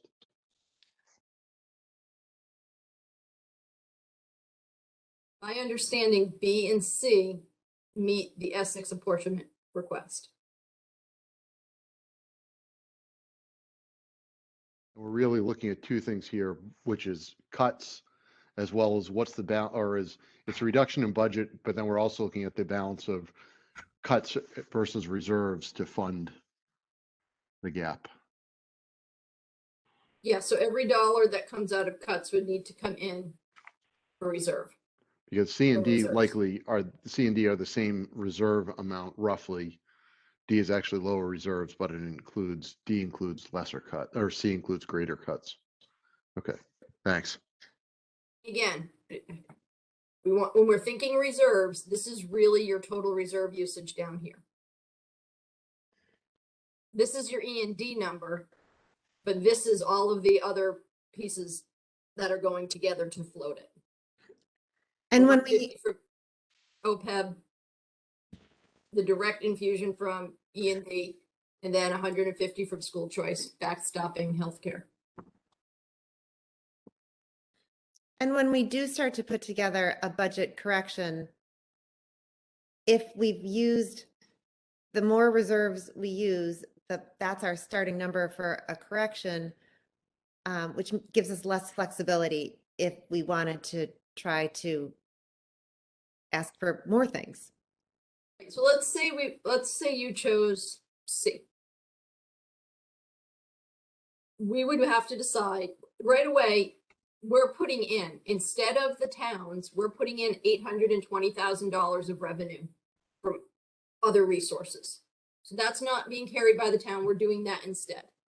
So that needs to be replaced going forward, as well as a decision about, do you want to put back some of the things that you cut? Or will you need to because of class size issues? So the total number will likely be right around what the gap is, because really, if you think about what our budget actually grew at and what our needs were and how far we brought it down, we're talking about 1.1 to 1.87. Well, also, this is likely your range up here for your overrides. so one question also about the overrides in the collaborative process here. I can't recall, it may have been said, if meeting the Essex requirement of, let's say, option C, and saying we're going to need, we're going to go for an override next year, and we may get some support from the town of Essex on that. What was the feedback from the town of Manchester side on, would there be a similar override need? Because again, any, the 1/3, 2/3 Manchester, Essex to recover, would this also be an override from Manchester? And what was Manchester's take on it for next year? I think I can speak for them. I don't know if there's any rep on the call that would like to weigh in. I think they're aware of the situation. I think that they are acknowledged that we're at the point of the structural problem again that's going to need attention. But I don't think we've had enough real focused conversation about the magnitude of the override and what the impact would be on both towns, which is why I continue to be, I like to be I'm typically an optimistic person, but I'm very cautious in this situation because I think we're making a huge assumption that it's a go, and it's pretty clear on what that number is going to need to be. And I don't think that's necessarily the case. I think there's a will. I think there's an honest acknowledgement that we have a problem that needs a resolution, but I think we're a long way off from knowing what that looks like.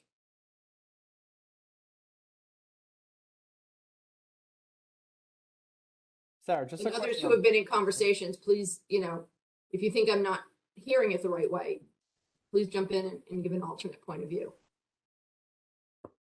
Matt? I had a different thing so if anyone, I don't Oh. want to change the topics yet, so if anyone want to discuss that topic, feel free. No, thanks for that answer, Pam. And I guess it just goes back to my earlier point that anything that we need to do as a district for funding next year is really going to be, it'll be good to have the support of the towns. But at the end of the day, it's going to come down to the school committee presenting the need and making the case for it. And before we go to Matt's question, I think I'm thinking down 5 to 6 years out, in that the operational override, depending on how we structure our budget and our use of reserves, could be the first of 3 potential asks to the communities.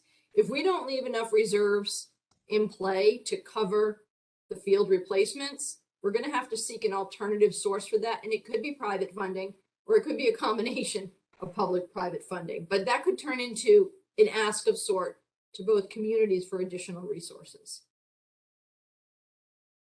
If we deplete reserves, then we go forward with the field project in a not great position and further utilize reserves and run them down.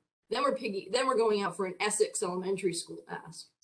So there are 3 asks of the public, and reserves are kind of behind the scenes on all of them, either supporting operations or supporting our financial position to ensure good funding for the next large mortgage that we're going to take on as a system. So I'm trying to be cognizant of all of those variables when I present these scenarios. So it probably feels a little incremental. But I think by design, because we're just not sure what's around the next corner.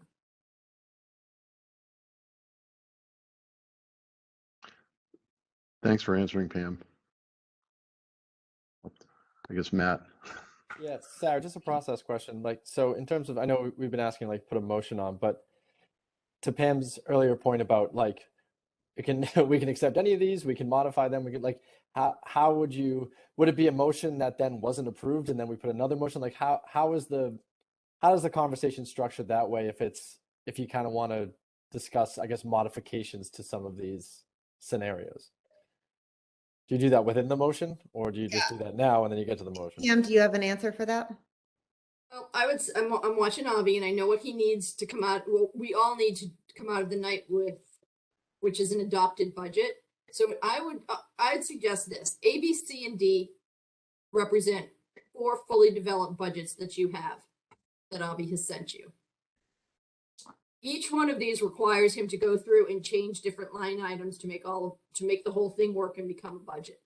What I would do is try to identify as a group which 1 or 2 options you want to deliberate on. Come up with a determination of which apportionment number you want to hit. Agree to that, and then if you want to tinker within, I take that on as the second tier. So just to clarify, Pam, when we're discussing these options and when we're voting on them, I don't want to undermine the work that you and Avi have already done, because I know that a ton of time has gone into this.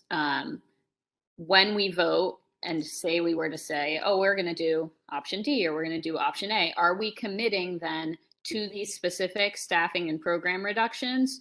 Or are we just committing to that budget, and this is the work that you have done so far to arrive at that budget, and those may or may not end up being the specific reductions that come out of it at the end? What we need tonight is specific reserve use and specific cut number. But whether or not you advance high school math versus elementary foreign language can be reorganized later on. Exactly. Okay, thank you. So we can deliberate on the program cuts probably through April. All right, I'm going to make a motion just to move this into official discussion about it. So I don't know if I'm going to use the right language. I make a motion that the school committee adopt column C for the 22-23 school year. Is that the right language?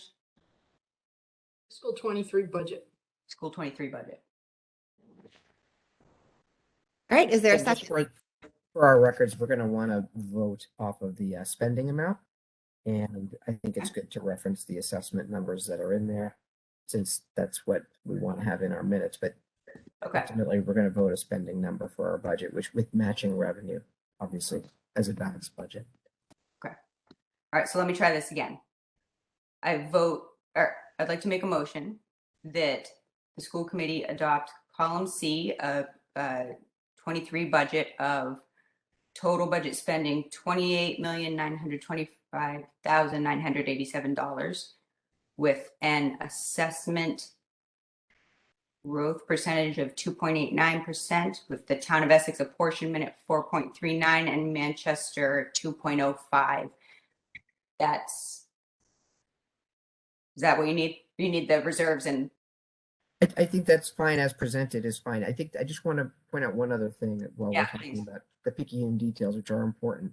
We're going to vote in a spending number. I think it's important for the motion to articulate the column that you're presenting. But just remember that as the apportionment by regional agreement gets certified within 30 days of adoption, and it's based off of the input. So while it won't change a lot, the apportionment can have very minor changes if you're shifting between instructional and non-instructional costs, for example. So that's why tonight we need to vote a spending number. And I think it's good to attach to that as presented in column this with the assessments, with the target assessments of blank. But we will have to go through the process of apportionment. These have all been run through the apportionment formula. So we've done that work based on the items in here, but knowing that there's some conversation about potential changes, I just want to make that clear. Okay. Would somebody like to second Teresa's motion? I'll second that, Kate. Thanks, Kate. Okay, so now we're discussing specifically column C. But well, we're discussing all of them, but the motion itself is just column C to get some discussion happening, folks. I need everyone to know that. Discussing the motion on the table. So, sorry, go ahead, Ken, then I'll go. No, I was going to say, at the risk of sounding like a broken record, my level services budget, which is kind of closer to column D that I like, and just noting that it's $150,000 off of column C, which was the original request from Essex 3 years ago to cut 150,000. So that way there could be a savings of 50,000 to Essex. So I really don't like C in terms of it moves us further away from the level services. We know things like the late bus is going to be painful. We've heard about the field. There's a lot of cuts baked in either one of those, but C is deeper. So the only alternative to C that is not deeper is D. So I guess that's part of the discussion we need to have now as a committee right now. Is D is as stated, and as Pam mentioned, that is what the original sentiment of the collaboration over years has been, to bring the total assessment in at 3.5 or ish around under growth. And unfortunately, our actual collaborating and actual compromising has come so late in the game that we're a little bit stuck for time now on this.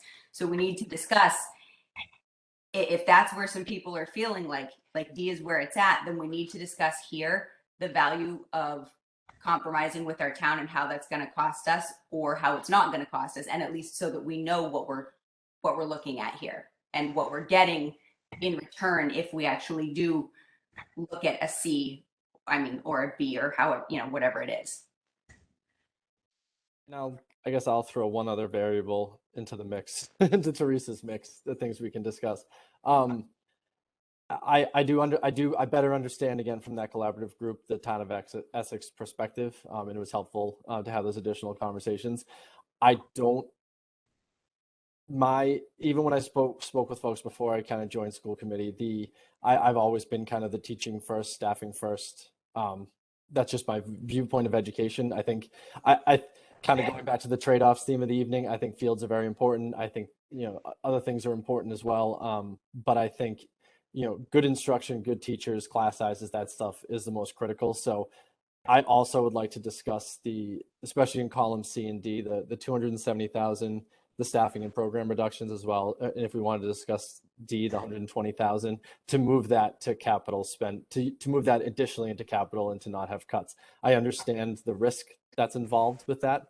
I think it is bad practice to spend reserves on operating expenses. I don't think you want to do that. It's the position we're in.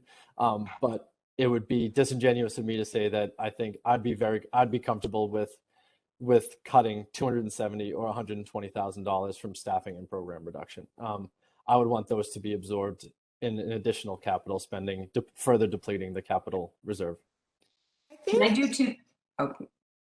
And the issue is, for me, that if we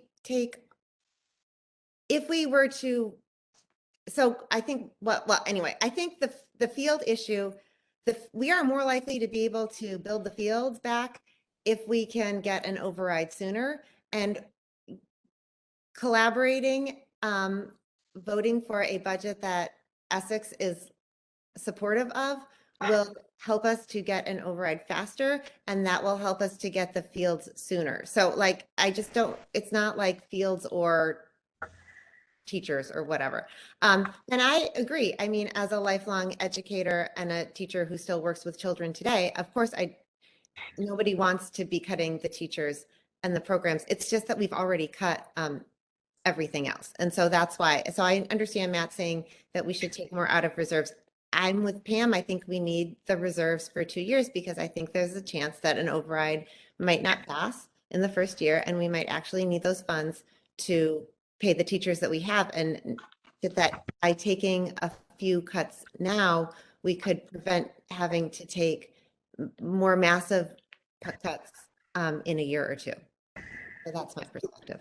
Sarah, just a quick question, I guess, or just a comment on that, because you, on one hand, you said it's more likely to an override if we support the Essex, which is C. Mm-hmm. But then, in that override would include the field. So if we shifted the current expenses more into capital, wouldn't that accomplish both of those things, supporting Essex and also not having those cuts. Can we clarify a little bit, Sarah? I don't mean to jump in on your answer. Do you mind if we do that? So Go ahead, clarify away. And Avi, of course, jump in, but I am really eager to have us have like a conversation rather than like always going. So I think that's good. The field is a separate issue. So that's a separate kind of fund. It's a separate kind of reserves. So the reason the fields are being put off is not because we're using that money for something else right now. So it's not an issue of taking from that to spend in our operating budget right now.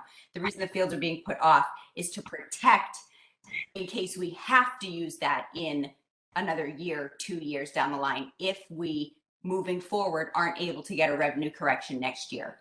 So the field's being put off, that money's safe. That money's already there. It's not an issue of either or at this point for right now. So that is totally separate. And then so I'm not saying it's not something we need to consider, but it is a separate kind of issue from this operating budget.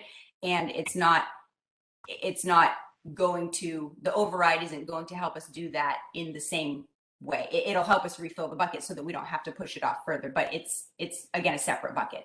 And then the other thing I just want to say is, and this is just because you're in the business, Matt, and you use, but there's different jargon in different places. When we're saying capital, it's going to confuse me and it's going to confuse some people because we're saying reserves, meaning reserves accounts, and capital is specific other kinds of reserve accounts. And so I just want to make sure that we're really clear on the two differences there. Yep. So, fair, Sarah? Teresa? Yeah. It's both things. Okay. It's the same bucket of money for operations and for fields. So if we're using it for operations, less is available for fields and boilers. It's the same pot of money. It's the same pot of money in the big picture, but it was set aside in a separate pot of money, separate from what we should be using for our operating costs. And it shouldn't be used for operating, but it is being and has been used for operating starting 4 years ago. Okay. And the trajectory of use is going to dwindle the reserve funds to a point where it may not be feasible for us to use them for their intended purpose. That's what I'm trying to show on this sheet, obviously not successfully. If you follow the bottom, if you follow the totals column, you're going to see how the reserves go down each year if we use them for operating and do things like put the boiler replacement in play in Essex and maybe do the carpets. But after that, if we aren't successful and do need to use reserves next year, growth from 518 puts you to 786 and you're down to 1.3 million. Mm-hmm. We're projecting 1.2 for reserves. Those numbers don't tie. Right. I've got this in my head a different way. I'm going to wrap my head around the way you're saying it. But just to, we have a lot. If we increase this to 750 this year by taking that 200,000 in cuts and placing it here, we can assume this is going to grow to close to 1 million next year, which brings that number even lower. So, all right, maybe this is where I'm getting mixed up then. We are in the hole for a correction no matter what, right? We're in the hole for a correction. Like we need to have a correction no matter what. Something has to give. Yeah, our budget in any of these best case scenario, we are $985,000 in the hole. Right. So no matter what, we have to be working towards some form of correction next year. That's not an option. Okay. So, okay. I just wanted to make sure that I'm getting this right. There's no way around that part of it. And so whatever we're dealing with tonight, so the fields are off the table for the moment, because if that doesn't work out, we may need to access that money that was set aside for fields. Yes. And the only thing I was just going to add to that, so if you look at this chart here, the fields are have been earmarked, as we've been saying all along, in that separate column, which is part of stabilization, and also potentially contributing a part of the column to the right of that, which is facilities rental reserves that we have that have been earmarked for facilities improvements. And so to Pam's point, if the column all the way on the left here continues down the trajectory, then you'll start to be pulling money from the columns on the right to fund the operating budget. Yes. So Teresa, you're correct in saying we haven't spent the turf field money. It's still there and it's still in stabilization. But what Pam's saying is also true, which is that because we are spending reserves to fund our deficit, it's just a matter of time before the monies on the right, which have been earmarked, come into play. And if revenue correction that we do need does not materialize, then you're really talking about not just either making massive cuts to the school system that nobody wants, or starting to use some of those funds and prioritizing some of those set-asides on the right for just keeping our program running. I hope that helps to clarify your question. Yeah. I just ask for a point of clarification. If I'm reading things incorrectly or if I've set up the chart incorrectly, stabilization does not have enough money to carry the field. We need those other reserve accounts to transfer into stabilization to carry the fields. Well, that's correct. Remember, we put $1 million into stabilization. We've already spent about just close to $350,000 on the Essex Elementary Playground, which is part of equalization, as well as the fact that that asset was past its useful life, crown jewel of the North Shore for many years, and we took on ownership of that. We knew it was going to happen. And then on top of it, we did an equalization process for technology and security investments at Essex Elementary. So there's been substantial investments already, primarily in Essex Elementary, which is an older building, but also to make sure it's not, a tale of two different student experiences. So Pam's correct. Now, how much will we need for the turf fields? That's the part of the process we're going through right now with the designer already under contract. But yes, there will be more than what we have in stabilization needed. So we would have to pull from facilities rental or from school choice or from E&D, any of these other areas would have to go towards that project to some extent. That's where my mistake was coming in. That is that I also that we didn't have stabilization ready for that. Yeah.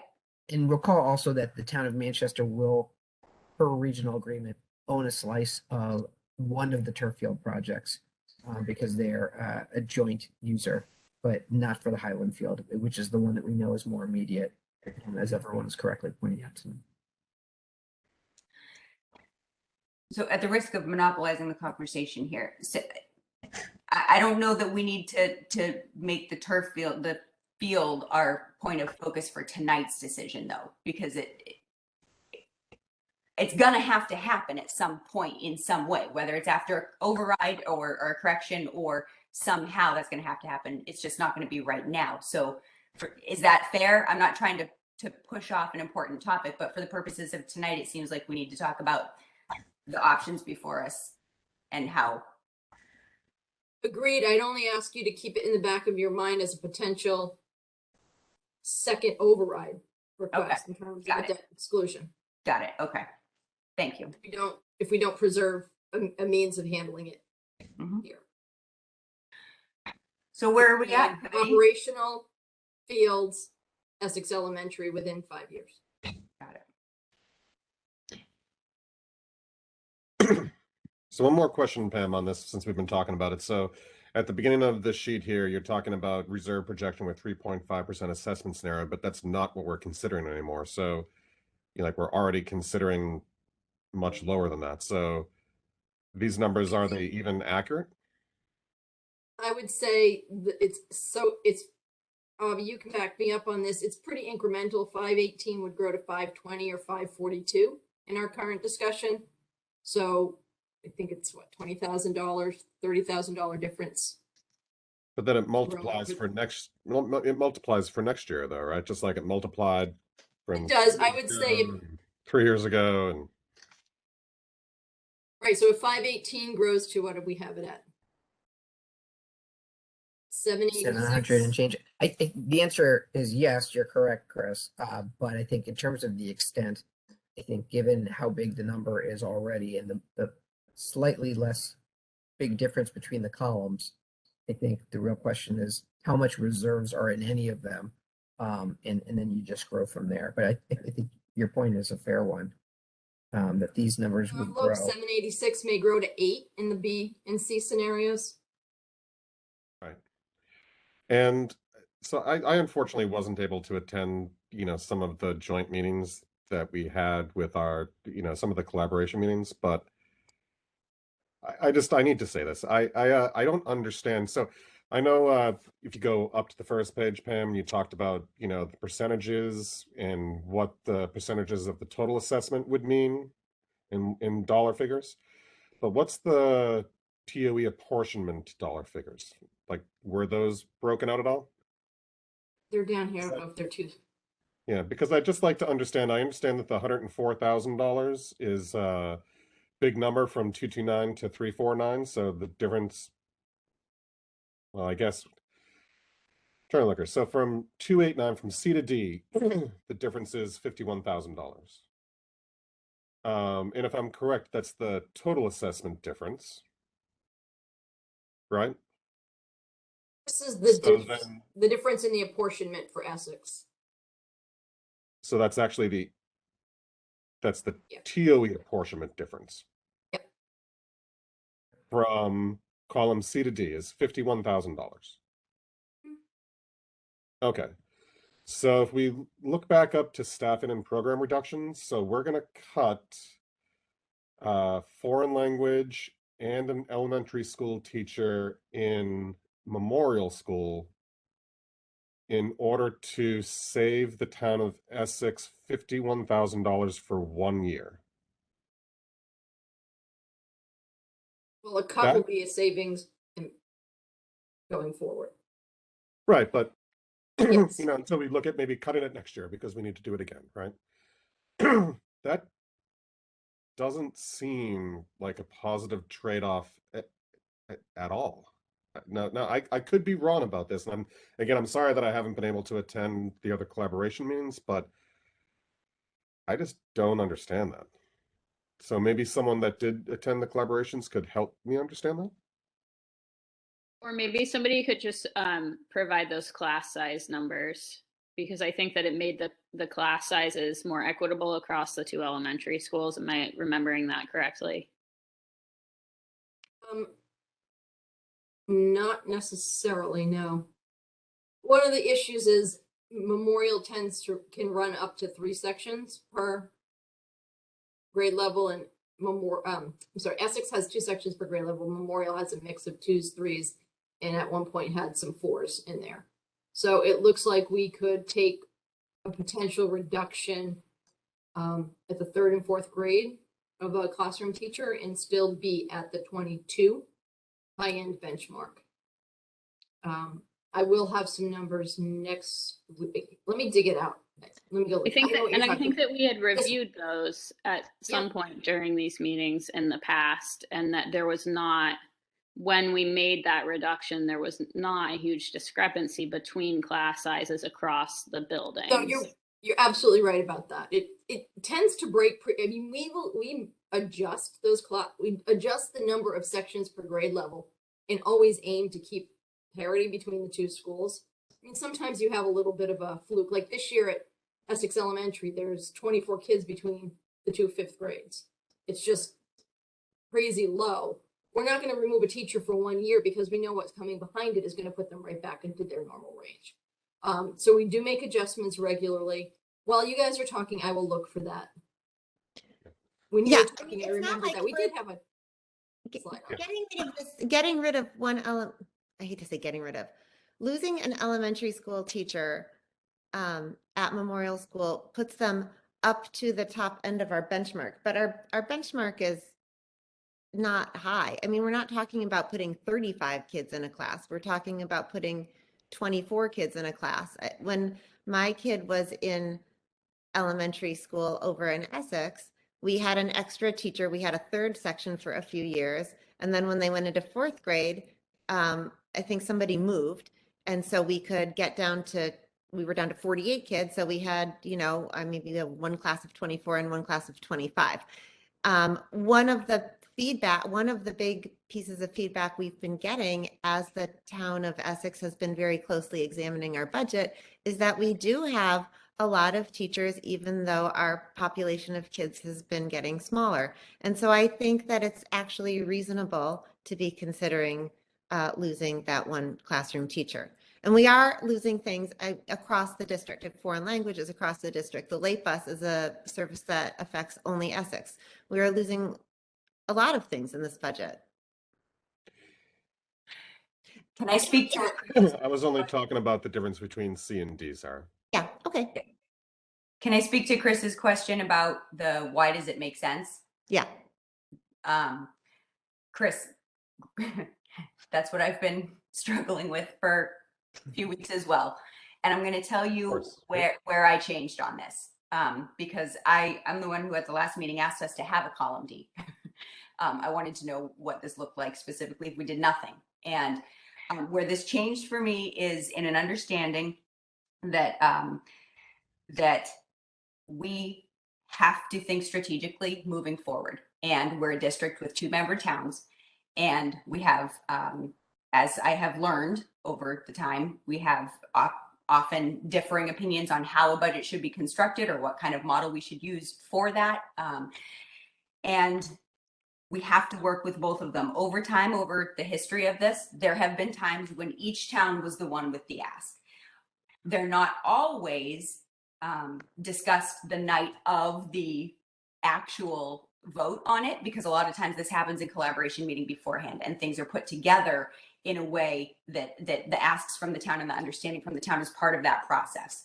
And so when this changed for me, honestly, was going through the last week or so, having conversations with people in Essex, with leaders in Essex who were able to help me understand what our town is facing, and looking and attending the meeting Monday night, but not just what the town is facing, because there are lots of ways to handle that. Just like the district has shown, there's lots of ways to handle things that you're facing, but the tone has changed.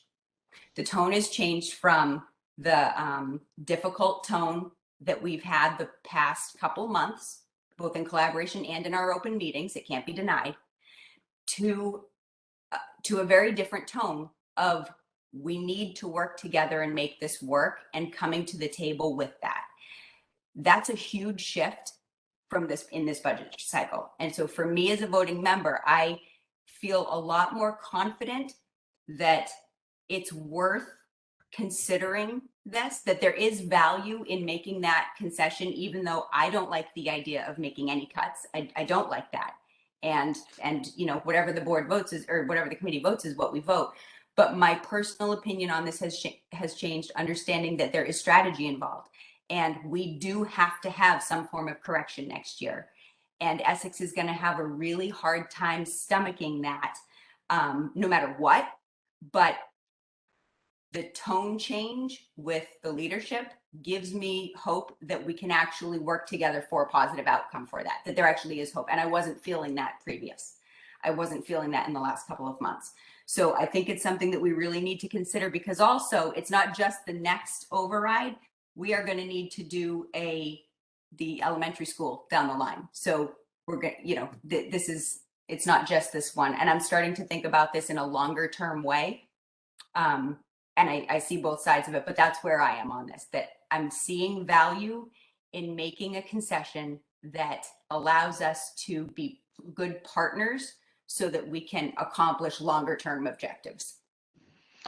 So essentially, Teresa, this is a $50,000 savings from this year's budget to the town of Essex in exchange for hopefully support next. Yeah, I think 58 is about the number that was run. Well, I'm sorry. Important to look the at number that was run at 4.3. Whatever's on the grid here is what is correct. And I guess I just still don't understand so the town of Essex's budget is about 16 million or 17 million. Is that about correct? Do any of you guys know? I didn't. I think part of the issue is that the other, even it's 50,000 between two columns, but rightly or wrongly, even column B at 4.15% is bumping up against the levy limit compared to what they have for other town funds. So it's not really just the difference between C and D, it's the differences between all of these columns. And we know that, you know, you got to cut $3 to have $1 of impact in Essex, which is a really difficult trade-off that makes us all feel a lot of weighting, but it's really not just the 50,000 between those two columns. It's about the entire impact there, and I just want to make sure that's clear. I'm going to try to pull up the budget because I will have their last year's actual versus this year's projected, right, in that scenario. Yeah. No, I meant like the total budget of the town of Essex. You know, I looked real quick. Know I that thought off it the was top of around. my head. Yeah, I looked real quick. Well, I think it was around 16 or 17 million dollars, and out of a total budget, I really appreciate what you're saying, Teresa, and you're absolutely right. But I've asked this question, I feel like the past 3 or 4 meetings, and I still have zero clarity on what that means. You know, if Essex had to cut an additional, because I know that our budget and Essex's percentage of that budget has already been going up. You know, again, we're 3.5%, Prop 2.5. So there's already a 1% gap every single year between what the town budget can go up and what we're trying to keep the school budget at. So I understand all of that. But I you know, maybe I'm wrong, but to me, this seems like an optics percentage more than, you know, $50,000. You know, I don't, I still don't understand, you know, Well, why that's it's causing such a $50,000, but their total increase is a lot more than $50,000, right? Their total increase. Yeah, that's what I just said. Yep, I understand that it's going up an additional 1% every year. I get that, but we are only discussing tonight, you know, cutting additional programs and more out of the budget, you know, from say C to D of only $50,000, right? Yeah, I guess it's, you know, last year in the COVID year, they were very concerned about their budget and they asked us to come in at 0. And we came in at 3.5 assessment. And that was actually 4.2 or whatever it was to Essex. And they were surprised by that. And it was unexpected. And we had consternation at the last minute and a lot of confusion, and it was very difficult. And the town meeting was very difficult. I know you know all this, but I'm just giving a little I know history. we've already, yeah, I know all this. Yep, that's still not my question, right?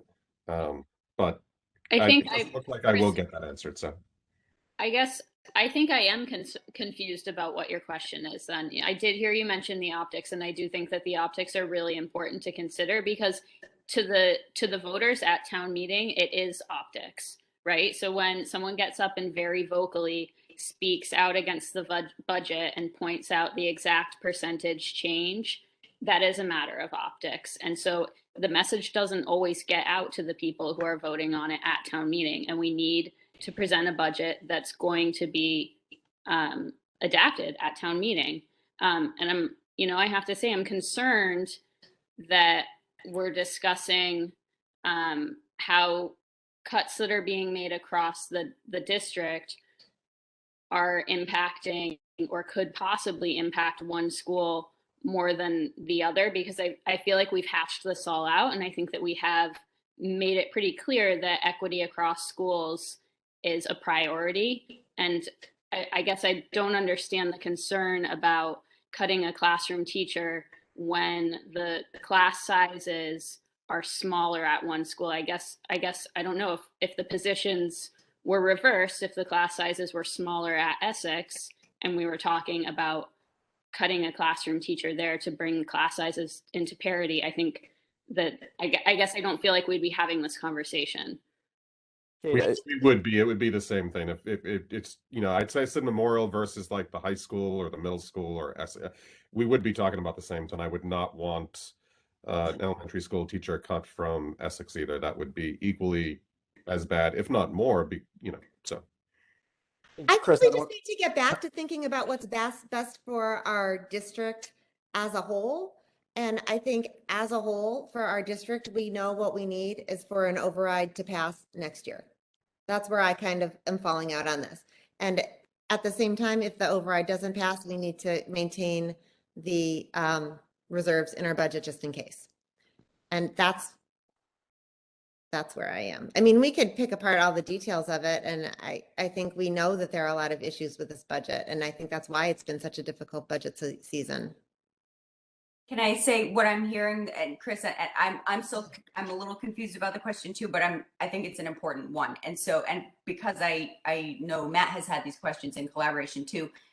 And is what I'm hearing, are you asking, well, okay, so what is this costing us? What is Essex doing to make a difference on their end? Why is it just coming from here? Or what, can you help? Because I really want to get at this. I think it's important.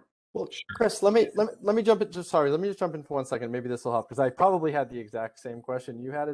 It's okay. Well, if we're asked to save 50 grand, like what? And that's such a big deal to Essex budget. Like, does that mean they can't afford like a police officer? Things like it. Chris, is that the nature of your question? Like, what is kind of going back to my previous thing about trade-offs? Like, what can't Essex afford if they spend this 50,000? I would hope that it wouldn't be a police officer, that, I don't know, but I don't know if one of the smaller capital budgets in town were simply just delayed a year. So that is actually, so that just like our member towns can choose to look at things and make their decisions, but they don't get to determine how we make our cuts. And I say we, meaning Pam, and not how our admin makes our cuts. Same thing, but I can give you a snapshot. So and again, this is based on my notes from last night, so it's not precise, but it's pretty close. The budget gap that town of Essex is facing right now is about $330,000. With the compromise budget, they're asking us to cut about 58,000. Okay, again, our columns are about 50, but that was the initial ask, is about 58,000, which means that they're making up the balance of that in a lot of different ways. They're going line by line through their departments as well, and we watched it last night in the budget meeting. So they're going line by line, budget department by department, and looking at every little thing that they can cut, and they're going to have to use a good chunk of their free cash as well. So to meet their budget, to make their budget work this time around, they're also dipping into their free cash. Now, I'm not saying that has to play on here, but there are cuts being made. It's level funding across the board from my understanding of the meetings I've attended. There's no big rises, anything. People aren't getting, there's no expansion. It is cuts, similar to how our district has handled it, really made it look easy over the years. Essex is experiencing the same thing. Yep. So that does I don't know if that helps at all, but that does actually. Yeah, that does. Yep. I'll offer an observation if it's appropriate. I think the discussion next year, it's really about budgeting philosophy and what people want from their schools. Yeah. I would say my long-term frustration is we've always aimed for stability and predictability. And despite our best efforts, we find ourselves in this endless up and down. And I guess should we be having to go line through these budgets every year, given the intellectual ability and firepower and financial acumen of all of the people involved here? I think there's got to be a better way of doing it.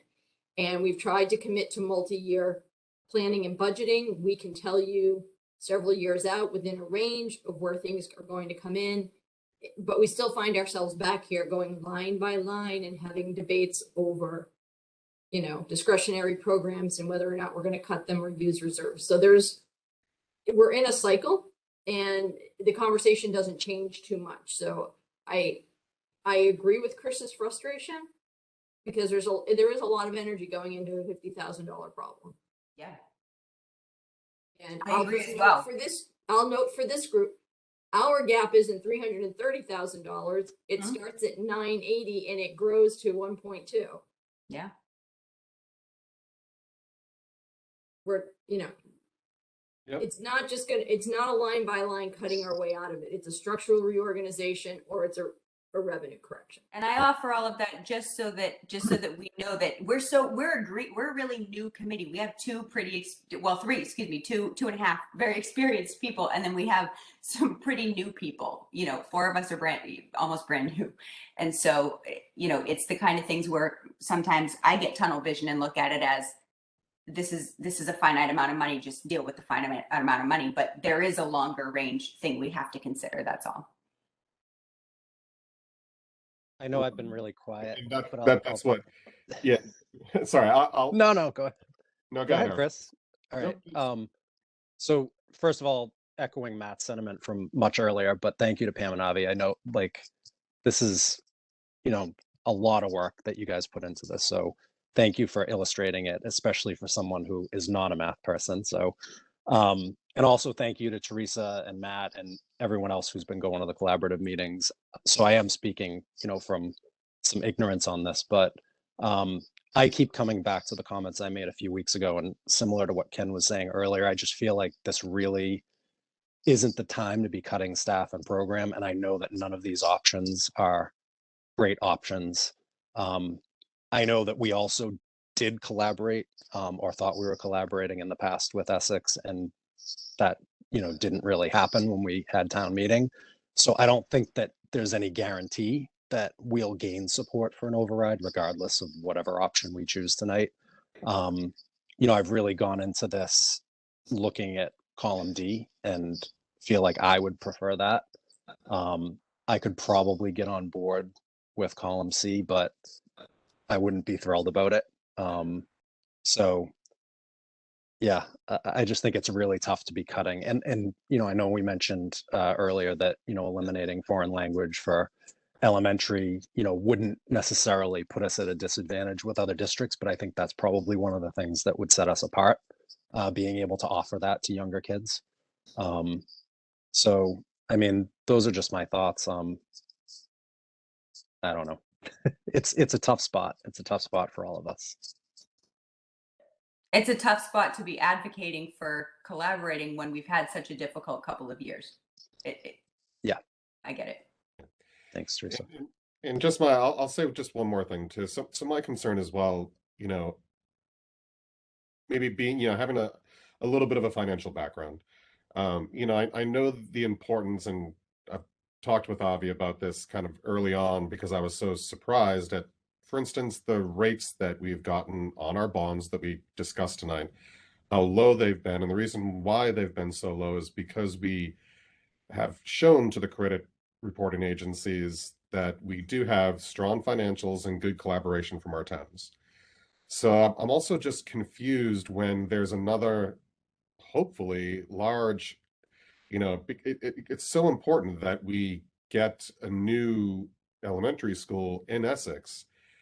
And I just feel like we're shooting ourselves in the foot by recommending, again, I don't know, you know, we've already been drawing down our reserves, and that's one of the main factors that are looked at, you know, as well as the collaboration between the two towns and the district. And I feel like by making some of these additional cuts, we're going to simply be costing ourselves millions of dollars down the road. I could be wrong about that, and that is simply, you know, a guesstimate, but I can just easily see that happening. So anyways, that's my last 2 cents about this.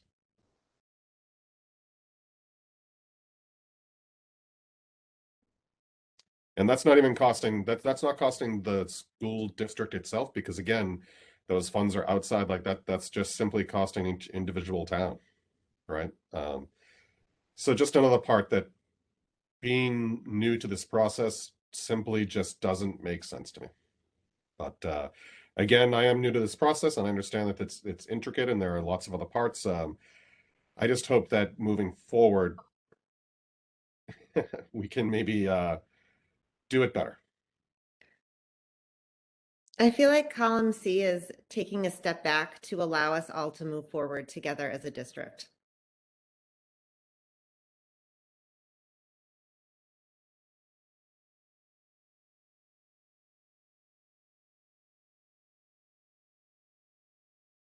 All right. Reiterate my position that I couldn't support $270,000 in staffing and program reductions, and I would want that to be moved to reserve spending if column C was more in favor, or column D for that matter. Okay. Well, right now we have a motion. Oh, was there more? Was that Kate? No, it was me, and I know it's getting late and stuff, but this is kind of a big deal. So, Yeah. I mean, is that something we want to talk about? Because Matt brought that up, and I mean, that's the other half of the question is I'm not advocating for it, but the idea of using more reserves, everybody knows it's not best practice, but if it comes down to that, I feel like he's mentioned it's worth hearing how the committee feels about it.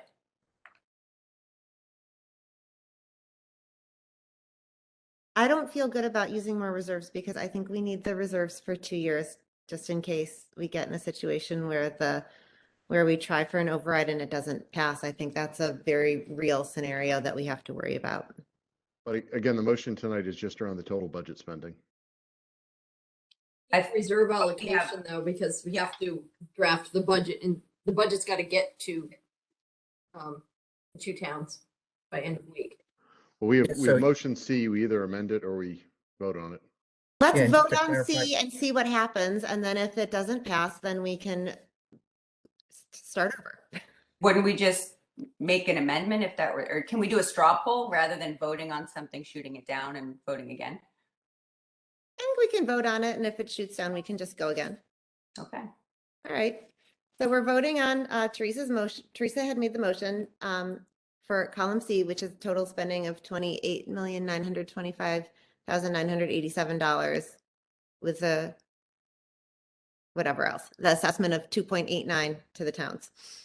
So I'm going to go through the roll call. Eric.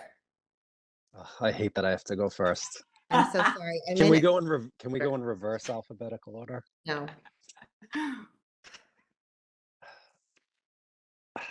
Just make your vote, man. I'm gonna say no. No. Matt, No. Kate,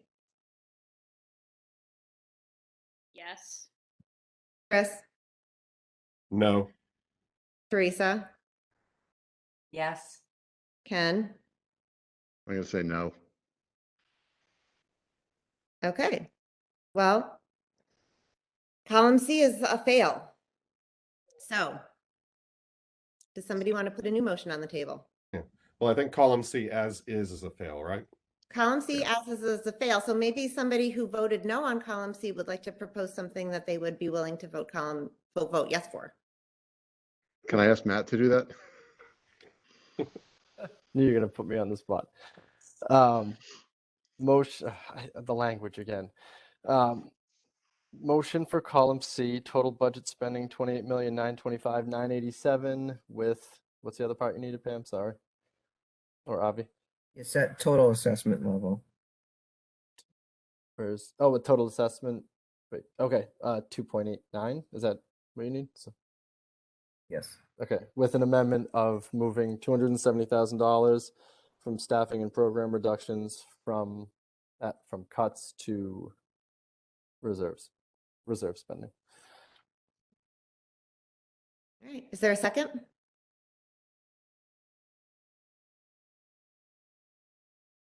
I'll second it.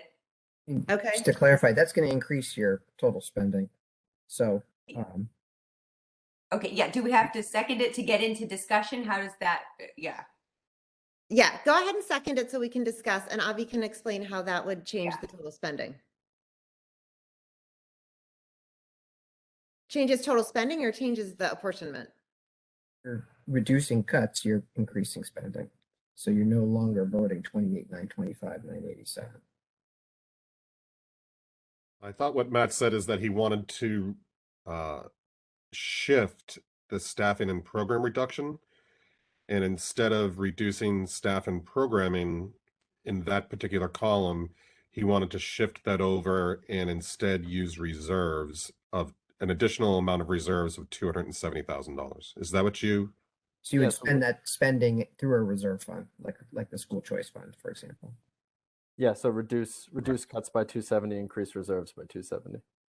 Right. Okay.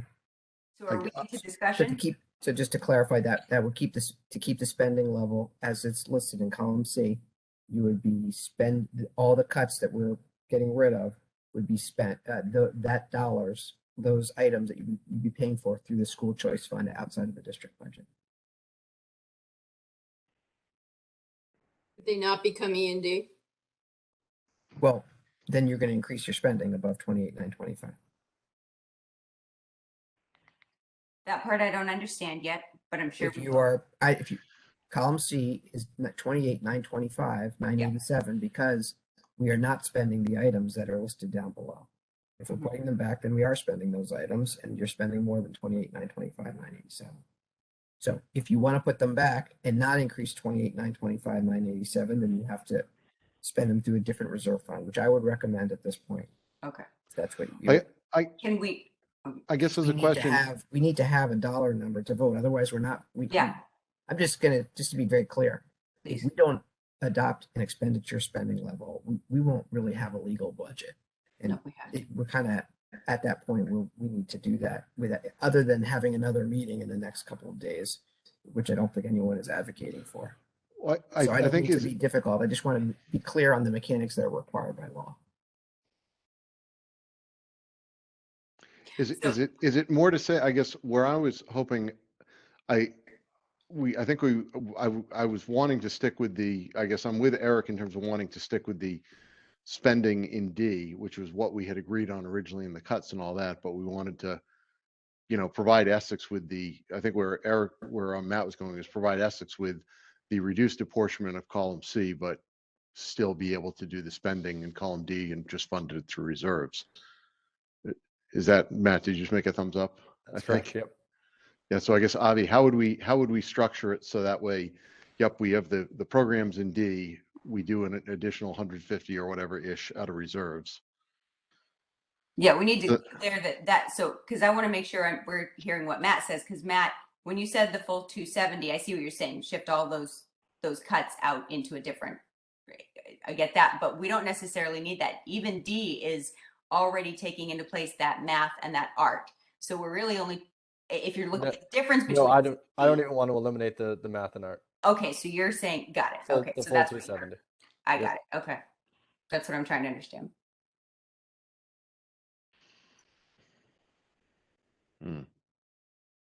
I just offer the comment.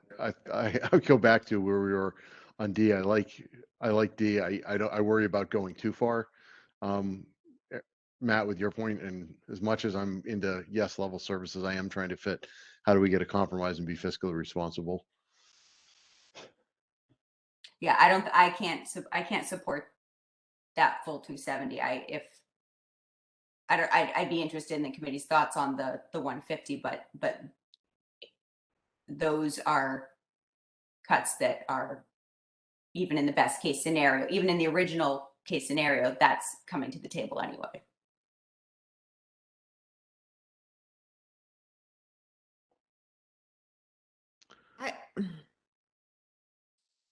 Should we vote on Eric's proposal? Sure. I'm sorry, Let's Matt's vote on proposal. Eric's proposal. Matt's proposal. We don't. Do we have a Sorry. dollar? It's Matt's proposal. What do we know? What the dollar amount of Matt's proposal it ends up being? Please vote on the motion on the I would table. recommend, just for clarity, because to be honest, the reason we develop so many budget sheets is so we can have a legal budget. At this point, just to be honest, it's really making it difficult. This is something that the auditors will look at and, has to pass through, Department of Revenue, et cetera. So we have to be tight on how this happens. So I think given the late changes, what we could do is take the 28,925, 987 and put whatever spending that you don't want to cut into the school choice revenue, which does not need to go through our budget and can be appropriated by school committee at any time. And in the event that school committee doesn't want to do that down the road, that's fine too, because it doesn't need to go through town meeting. Once you put something into the total spending number in column at the top row here, it's got to roll through the general fund budget, it has to go to town meeting, it has to be voted precisely. So I just think that would be the way to accomplish what I think Matt is asking, if that's okay. And I don't want to be Pam's raising her hand. Pam. So can you help me for a second? Because if we on the mechanics of the budget. So we're going to use school choice to offset the 270 to not have to make reductions. Where do all of those positions now live in the budget? Right.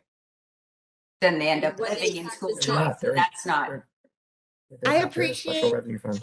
I really appreciate what you're trying to do, but I think this is just getting, it's just too confusing in the budget. I think it's too late in the process. I don't know that it's too. I think it's too late in the process, and this is kind of one of the prices we have to pay, is that we have specific things that are. Well, I mean, I'll just push back to Pam's earlier point that she said these are 4 scenarios, we could accept them or we could modify them. So my proposal was potentially modify them. Good point. I'm told that cannot be done. That's one thing, but I was going to present a different scenario. No. And Matt, for just a point of clarification, would you be okay? I know you said the 270. Would you be okay if we modified your motion, and would it make it any easier for Avi if we just said we'd like to fund 150 of that out of reserves, keep the apportionments, keep everything in column C the same, but change that staffing and program reductions to 120 instead, to kind of. And you're going to get, that's what the question I was trying to get at for Avi. What you do with this bucket impacts the fall through on the assessments and the apportionments because where they live and how they're coded. So by putting back in personnel, I believe those assessment numbers are going to go up. And that's why I was trying to ask Avi, are we just basically taking them out of the budget and having them live on the side someplace? I was proposing that so it wouldn't have ripple effects of changing everything else. That's correct. I mean, not proposing it as something that I'm recommending, but just to accomplish the motion that I think Matt's putting on the table is if you put the 270 into reserves, then what that's going to do is increase your spending. You have to approve a budget of 28,925, 987 plus all those items, which will also impact somehow what the apportionment is for everyone. We haven't run that scenario. Alternatively, you can make it simple. Keep the spending number the way you have it and put the 270 in the school choice fund. It doesn't roll through the budget at all. It's paid for by reserves. It accomplishes the same goal with no change I believe no change, to be honest. I'm kind of trying to figure it out on the fly here as well. So I just want to be clear on a couple of things, and it's the committee's determination on how to proceed. So you essentially will be taking 1.5, 2.5, 3.5 positions out of the budget, and they're going to live off book. Yeah, that's. So when you build your budget next year and you put these back in, you're going to have a 3.5 head increase out of the gate. Right. Yeah. Yeah, that can't work. Especially not in a year when we're trying to get an override passed. So should we vote on whatever? You don't have to support it. Yeah. We have 2 options right now. Seeing now how complicated this has gotten, Matt, you could either opt to withdraw your motion and we could start fresh, or we could vote on the motion on the table, which I am disinclined to do because I just think the way that it plays out financially doesn't make sense for the district. And we may not have even had a correct motion because we didn't know the right information to do that. So We'll withdraw the motion. Thank you. All right. So do we need a new motion on the table? Which could either be, all right, I'm going to make one more plate. We did this to Essex last year. Last year, Essex asked us, and we went through all these scenarios, and we basically went with the equivalent of column D. And they were very upset that we did that, and it didn't feel collaborative to anybody, and it was COVID, and it was really hard.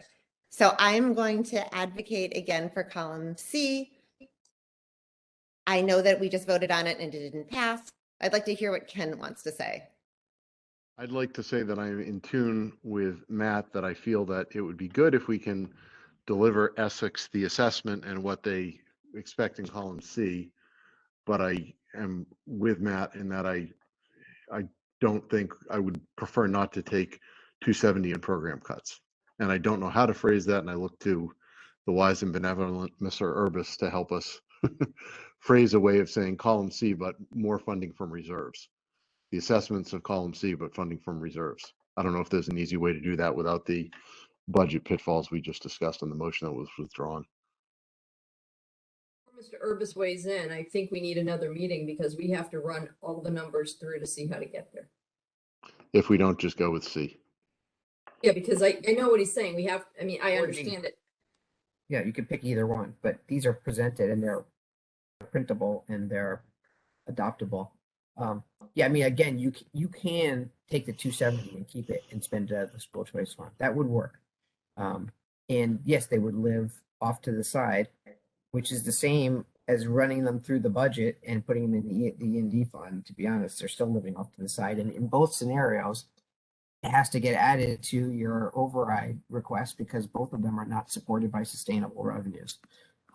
Does it live in the budget document as current existing positions and total FTE heads? Because we would show it much as we do other offsets like the existing spending that we do through the school choice fund. We have a school choice offset every year. I believe the number in our budget is $325,000. To make it simple, we charge that much of health insurance to the school choice fund, and it's an approximation of the recurring revenue that we expect to get from school choice with no spending of school choice reserves. This would be dipping into school choice reserves, which is not recurring revenue, but it could be very much the same type of offset. And it would decrease spending, but we've already decreased the spending in column C to reflect those cuts. So it wouldn't change column C total spending. All right, can I ask you a question? So I'm having a hard time understanding that. Oh. Sorry, Teresa, go ahead. No, sorry, If you should showing clarify that heads- because I was getting that. If we take those positions and put them back into the budget and document them as such, there's a way to show them in the budget, but not have them calculate into the total spend? If you put them in the budget, they increase the total spend.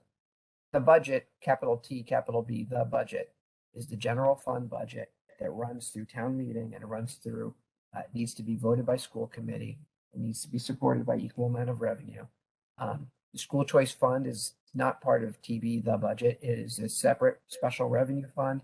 It is allowed to be appropriated by school committee without going to town meeting. Oh, again, like I'm a 5-year-old.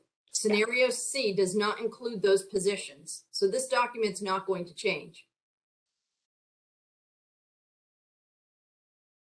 Can't hear you. I don't like it. I feel like it's not transparent. I feel like we should, if we're going to take the cuts, we should take the cuts. If we're not taking the cuts, we should not take the cuts. I just think this is very not good. So let me ask one more option of Avi, or one more thought about Avi. Avi, if we do, after consideration, we get this budget cleared, we decide on C or D tonight, let's just move forward with those. Do we have the option of coming back later if you and Pam say, hey, look, we would like to keep these positions we've gone through, figured out, done the final stuff. Let's say it's later this school year or even in the fall. Do we have the option as a school committee to authorize spending from a reserve account to refill some of those positions or to add more as needed? Based on Answer your one, school committee can amend this budget prior to town meeting, however it wants. Generally, it is not considered collaborative process to increase the assessments between now and then because the towns need to pass, get their budget in order and find funding. So we could change the budget in lots of ways that don't change the assessment. If we could come up with a specific recommendation, we have done that in prior years. For example, let's just say that health insurance came in much better than expected. We don't expect that, so just to nip that in the bud, but let's say it did. And sometimes we've used that savings, some of it to put back positions and some of it to change assessments, et cetera. Those are the types of things that we can do to make the number better for the town or to increase the spending, and we would have to adopt it before town meeting. After town meeting, you would have to change the general fund budget. You have to go back to town meeting with a special town meeting budget unless you're spending outside of the budget through a special revenue fund like the school choice fund, which is a reserve fund. So you could do that at any point later in the year. But just remember, when you're talking about staffing positions, at some point we have to also tell our staff what's going on, and we have some timelines there as well. So some of this does need to be worked out at some point soon. So I would just say, If we could exit tonight with an adopted budget to meet our legal obligations, knowing that we have some opportunities to change things between here and town meeting, provided that it doesn't increase the assessments, we could do that. That would be consistent with prior practice. Pam, do you agree with what I'm saying, or is that fair characterization? Yes, I do. I agree with what you're saying. My concern is similar to Sarah's in that it feels like we're just going to we're going to fund 5 positions, but keep it off the book, which is kind of what we were doing in that original scenario, which is we were going to take out the predicted heads for out of district and just cover them in a different way. But knowing what we're building toward next year, I don't want there to be any surprises because we're sending them a budget that shows a reduction of heads, but we're not really reducing the heads. Yeah. So We my need to preference think would be about to the. increase. I agree. I hate that I'm using a sports analogy. Sorry if the field people who are sporty are all still listening to me hating using a sports analogy. We need to think about the long game. And realistically, if we don't pass a budget that Essex can support, we're going to get pushback from Essex. It's going to turn into a battle between the two towns. And it would be much better if we could focus on something that is collaborative. I get everybody's positions. I totally understand. I'm with you on that, but doesn't it turn into a battle of the two towns if we've got a whole town who votes against cuts, and you know what I mean? Like it's kind of 6 and 1/2 dozen the other. I could say real quick that my biggest problem with column C is the $65,000 for foreign language. I would be, we're all unhappy with, I think everyone on this committee is unhappy with, the cuts that we have to make in column D, the cuts that we have to make in column C. None of this is necessarily positive, but that is my biggest that's my biggest issue with column C, is getting rid of the foreign language instruction in both Essex and Manchester. That's funny So because is there a way that we can go ahead? My biggest problem with column C is getting rid of the classroom teacher. Yep. Go ahead, Kate. Well, I'm just wondering if there's a way that we can work with column C and dwindling down one or more of these staffing program reductions so that 270 is a little bit higher, but not, or sorry, a little bit lower, but not as low as column D. Doesn't that go back to Pam? It's either a structural problem or it's not a structural problem. It's like I don't want to get rid of this one. That's why I'm saying I don't want to get rid of any of them. And Yeah, you can trade foreign language for instrumental music and get to your 270 that way. I'm not recommending, but I'm advising that if it's the cuts that are bothering you and nobody is in agreement on which are the best cuts, and I can see why it would be hard to come to some agreement about what are the best cuts to make, you're back to column D. Or we push That minimizes your cuts. This is an enrollment based cut. Or this is an override. Or this is an override messaging thing that we have next year, apparently with Essex, who will be in good faith because we got to the apportionment level that they wanted us to get to. Because the trade-off I've heard is that it's, not to simplify the argument, but the reserves are the soccer field, the turf field. I get it. I am a sports guy. I love a good field. But if that's the trade-off compared to 4 people or 5 people, and all of which who we've kind of somewhat made an argument for, then I will take the people over the field or I'll fight for the field in apportionment, not to get the people back. Not apportionment, sorry, override. I got to get my terms right. If we can get the override through, then we can get the field done. Yeah, I know. So let's take money from the field and keep the people. Right now. That's my argument.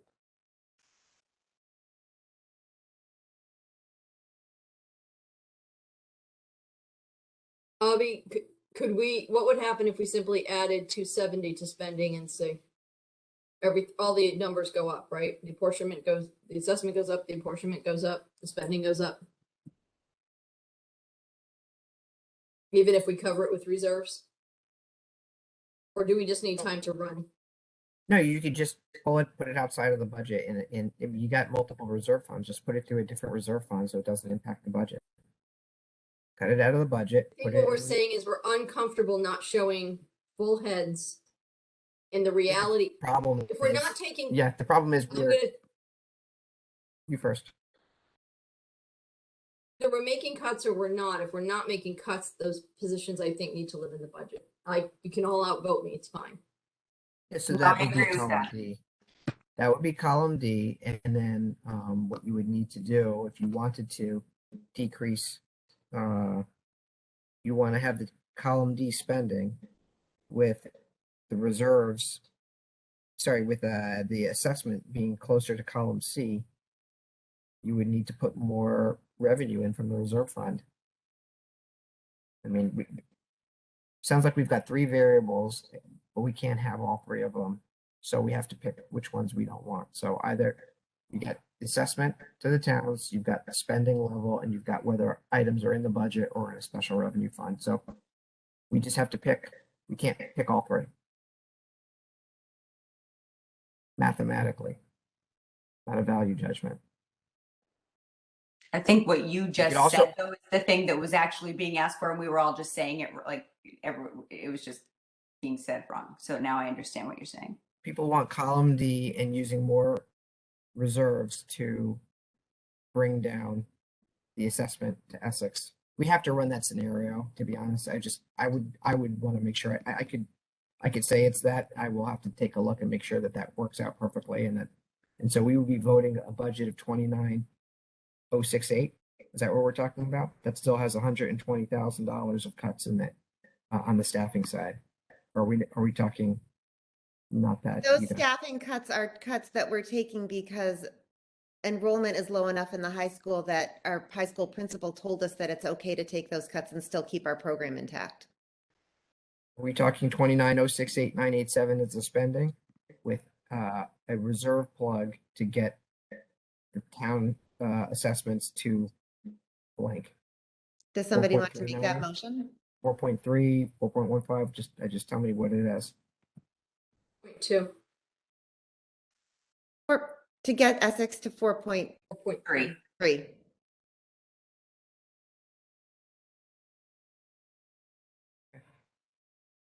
I think we're going to need another vote on this subsequently, but I can run that scenario. Well, we don't even have a motion on it right now, but if that's what people are talking about, we gotta decide that. I don't know if you can make a motion on it until we come back Until you with. come- yeah. It sounds like you want to see scenarios with higher reserve usage to drive the numbers down. I don't know that I we don't do. know if that's the case. I don't. Does somebody want to make a motion on something? Or do we want to take a straw poll whether to put them through this or not? I'm not going to vote for a budget that uses more reserves. Neither am I.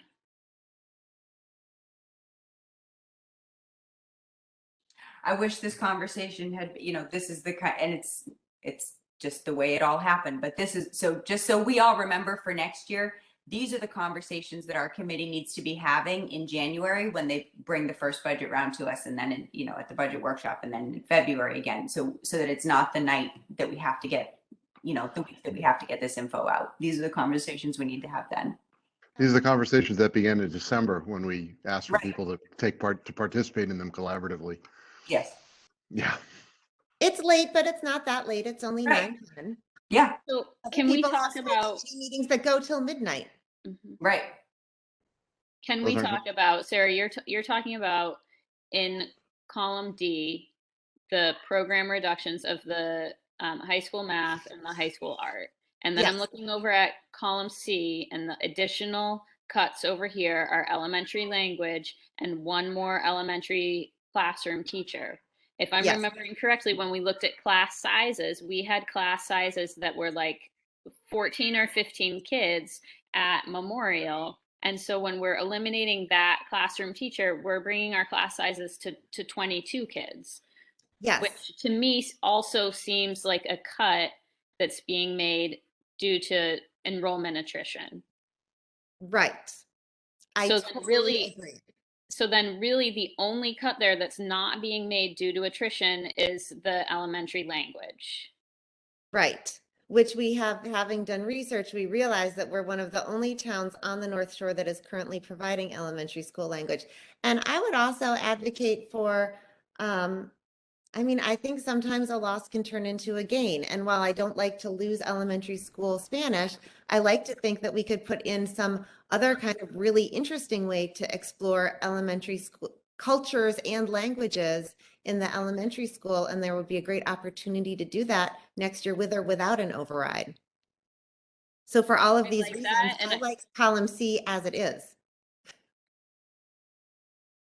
I would agree, Sarah, especially, you know, thinking about a lot of the feedback that we've gotten about that program is that it is largely because of the cultural awareness that we're building in students from a really young age, which I think is really important. But I don't know that students need to learn how to speak a different language starting in kindergarten in order to build that awareness.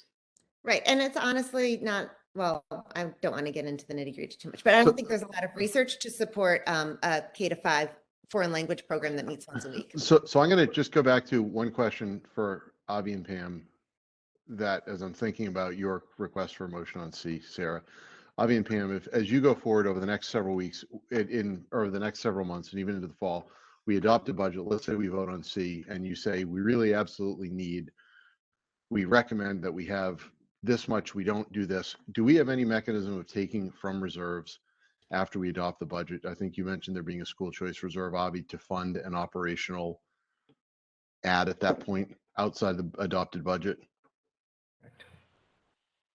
So we could, if push comes to shove, we do have some flexibility. That's exactly how we funded COVID, is just knowing that we would need to use reserves. You know, it didn't come out of E&D because you would need to have that go through town meeting vote. So school choice reserves would be the way to go. Okay. So based on that flexibility, I really want to make sure I have a lot of heartburn. I will move again that we vote on C, knowing that we have some flexibility and additional use of reserves. So I move that we adopt budget C as called for. Okay. Make the compromise. Revisit column C, $28,925,987 with Yep. 7. I can't see anymore because my eyes are 52 years old. With 2.89 assessment to the towns with a 4.39 assessment approach. Oh, you're not going to say that part. All right. Is there a second? Second, Kate. All right. I'm tempted to go in reverse alphabetical order this time, No, but there's still discussion. Oh yeah, there's still discussion. More discussion on C again. So I have a discussion on C since we're back to it. Okay. Based on the conversation we've all just had. So I'm still having a hard time trying to figure out where we're all at. So Matt, I understand, doesn't want to see any of the staffing and program reductions, which I understand. Some of us have gotten to a point where we have accepted, though we don't like it, that the math in the high school are something that can be handled without being a huge issue of the program at the high school level and has the support of the principal. The elementary classroom, while nobody likes it, is again something that has been looked at and can still be within the bounds of our things. So again, we're talking about the 65. I'm just clarifying what Ken said for the elementary foreign language. So are you saying that we're trying to put this forward and also make it clear that we're trying to keep that, or we're just saying there's flexibility? Because I think it's fair I just want the flexibility because I have trust in Pam and Avi managing the budget and doing kind of what we need to do to get as close to level services as we can. I've got a 6-year record of seeing appropriate adjustment of resources, and I just want to make sure that if push comes to shove and we say, eesh, we cut too hard and we cut too far, that we do have flexibility to fund gaps as needed. if it's be it in teaching from reserves. We haven't talked a lot about it, but I anticipate we're going to have additional staffing needs for special ed. We're going to need the paraprofessional or the extra PT or an additional service. So we need to be careful about over committing those reserves to potential sources. But that's why I think we watch this, right? And if those things don't materialize, then maybe we have greater flexibility to reinstate something. But I don't think we don't have all of our numbers yet on the budget this year. Let's just be clear on that. Healthcare is still outstanding. We're still watching special ed. There's evaluation meetings at the end of the year. And then there's staffing up for the programs and for the IEPs that come out of process in the spring. So, there are still some variables at play. So these are painful, granted, but we still need to be prepared for other unexpected items that might come our way. So let me ask one more, let's muddy it one more time, just because why not? Okay, so I'm coming back to also the idea that in this process of Essex coming back to the table, which we're trying to meet right now by even entertaining column C, that part of the reason they did that was because they were hearing from constituents really clearly, in particular about the music, which is not in this column, so that's great, and the foreign language. I don't like the idea of just popping that into something else, because then we have to fund it when it's the next year. But if we're already hearing, we don't know, it's a nice want, we don't know there's value, but the community still feels strongly about it. Do we have the opportunity to use the school choice funds for that particular thing for a year, knowing that next year we have to go for an override that's going to involve a really clear discussion about what each of our member towns wants out of the district, so that we can then have that be part of the discussion. And if there's a change to that program, then it's coming as a function of actually looking at the program and making a value determination there, rather than this cut on a one-year basis. Is that an option? It's a very good point, Teresa. Can we do that, Avi? So you're adopting column C as presented, and whatever portion of the 270 that you want to put back in, whatever the numbers, are you saying the 65,000 would then be spent through the school choice fund for 1 year? You guys could decide that. Yes. That's certainly within your purview. And then it would be out of the budget, and the budget would be adopted as column C. And then you would still be able to spend that item. And then what was the 85,000? Is that one going to school choice? I was leaving that right there. So I would like to amend the motion to be that. I just offer something for consideration. Please. And you do what you will with it. And if we want to fund instrumental music or foreign language, that's fine. I'm going to continue to say, you're hearing from a handful of people on these now. This is going to turn into a problem if we have a couple of move-ins over the summer. This is, to me, your priority. Put back right here. I'm gonna, if I can, I'm gonna not allow That's my modification. recommendation. It's not, again, it's for debate. Yeah, I would prefer not to allow modification to my motion, just because I think, again, the motion is for the total budget spending and the assessments, and I would prefer to leave it to the district administration to decide the appropriate balance of how to achieve that budget. I mean, we can continue to debate this going forward in terms of what you want to fund in alternative methods. Yeah, those could be conversations. If we manage to pass a budget tonight, we could continue to have some conversations about alternative methods of funding some of these items. Yes, is that what you're saying? It's what I'm saying, not because I don't think we have to make cuts, but because they're again, Essex came to the table because they were hearing from people, and that's what moved the needle here. That's part of what moved the needle. And so if we're going to do this and meet this, I don't want them to then also have now, given part of this and not done the thing that they were trying to do. I want it to serve its purpose. But I mean, if you're saying we can continue to discuss that, so my concern is we adopt this, we vote for this, and that looks like we have now cut that thing. So if you're telling me that's not necessarily the case, then we can move forward and debate it. 270,000 in unidentified staff reductions. Okay. 270, or is it the 150 from the 65 and 85? Probably to be safe, the 150. I don't think so. I think Ken was saying 270 not to. in Yeah. column C. I'm saying stick with column C for now. Stick with column C, and then you can debate what to do with the other items in there. So you're at every meeting from here all the way into next year, if you're not planning to put it into a taxpayer-funded budget. And it will become a one-year liability that needs to be corrected if it's going to stay. And we know that. And you have the it doesn't need to be part of what taxpayers' annual town meeting needs to vote. Got it. As you have that reserve fund that is at the discretion of school committee. I can support that. Doesn't have to vote this year. You're if gonna you have to wanna vote to continue it forward, spend it. It has to be built back into the budget. Right. Right.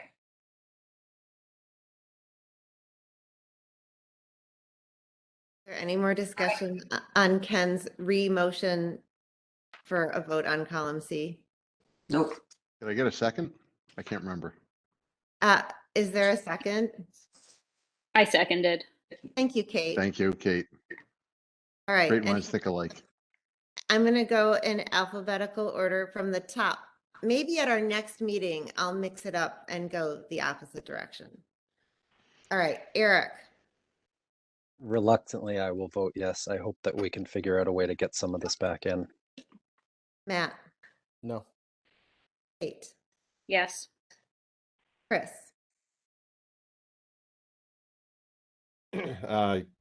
Yes. It was such a long pause. Teresa. Yes. Ken. Much as I want to vote against my own motion, I'll vote yes. I want to vote against your motion too, but I'm also going to vote yes. And I hope that, so the motion carries. And I really appreciate everybody's robust discussion on this tonight. And I really appreciate everybody sharing their strong feelings. And I really, really hope that the town of Essex sees this gesture from the school committee and continues in their support of the full school budget and the ensuing correction that we will need moving forward. I really look forward to seeing all of those things happen in the very, very near future.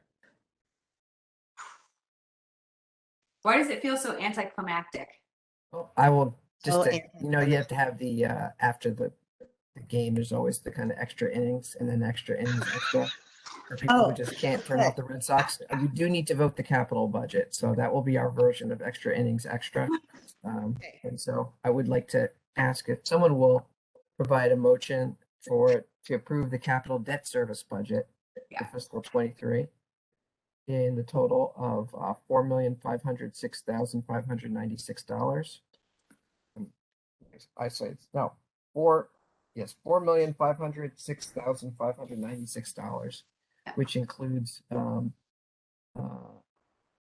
a assessment increase of 5.5% overall. I will make that motion. Is there a second? Is that option A, Avi? Option A, and A. There's no B and no C. And I no will. D. I will second option A for the capital budget Is there as any moved. discussion on the capital budget? I don't have any modifications for this one. I'm good. No, thank you. I'm going to go in reverse order, starting with Ken, Yes. Teresa, Yes. Chris, Yep. Kate, Yes. Matt, Yes. Eric. Sarah, that was the easy one. You should have gone reverse last time. I Yes. think you need to get a special wheel, like a randomizer. Add a little I'm suspense. also a yes. That makes it so confusing when we're remote, like a spinner. Yeah. Okay. Capital budget passes. Both budgets have now passed. We have a bullet point to discuss some next steps. Shall we plan all of that right now? Yes. Mm. Get it done. Is there any school committee comment? Teresa? Yeah, are we gonna look at the alternating in person and virtual? Meetings. Yeah. Our next meeting is scheduled for March 15th. That's 2 weeks. Do you guys want to try having it in person? Yeah? Michael Eatman's coming. We can be in person. I think I told him we were likely to be virtual, but I can work with him. If he can be there, he will. I don't know if he can be there at night in person. That might be a good one to like really have a lot of people come to, and people are used to coming virtual. Then our next meeting after that is supposed to be the meeting we don't have a meeting scheduled for March 29th right now because we had a meeting scheduled for April 4th for the Manchester Town meeting, but that's not happening anymore. So do we want to have a meeting on the 29th so that we can perhaps continue to discuss no? Either go the Tuesday, so we either need to go. That is a Tuesday. 29th is but it's the 4th Tuesday. So it would be the first Tuesday in April. So the first Tuesday in April is the day we were supposed to meet anyway, because it's town meeting. I think maybe we should keep that one because otherwise it seems like it'll be a long time before we meet again. And I'll miss you all. Keep that one. It's typically on a Monday, and that's probably what's on your calendar because the Manchester Town meeting is on the Monday. So we would be. It's actually not on my calendar. It's a paper calendar and it ends in March. So I just have the day and I don't actually know what day that is. You would move Monday, April 4th to Tuesday, April 5th. Tuesday, April 5th. Then we're going to need to add April 25th. And I'll send out an updated calendar for everybody. It's kind of late to. Yeah, 26th. And can we just determine what ones are going to be in person because some of us need to plan. Okay, so can we, do we want April 5th in person? Let's do April 5th in person. But here's a crazy thought. Can we do it in Essex? Because I think it's important for people to start seeing Essex Elementary School. And then the next one will be right before Manchester's town meeting anyway, so we'll be in Manchester. We'll be in Manchester. Okay. Could we look at that and confirm it at our next meeting on the 15th? Okay, I'm seeing some nods. I can't tell if Pam's frozen or just tired. I think maybe just tired. I'm not nodding. No, I'm tired. Yeah. Okay. Any more school committee comment? Thanks, everyone. Yeah, thank you. It's good to have discussion.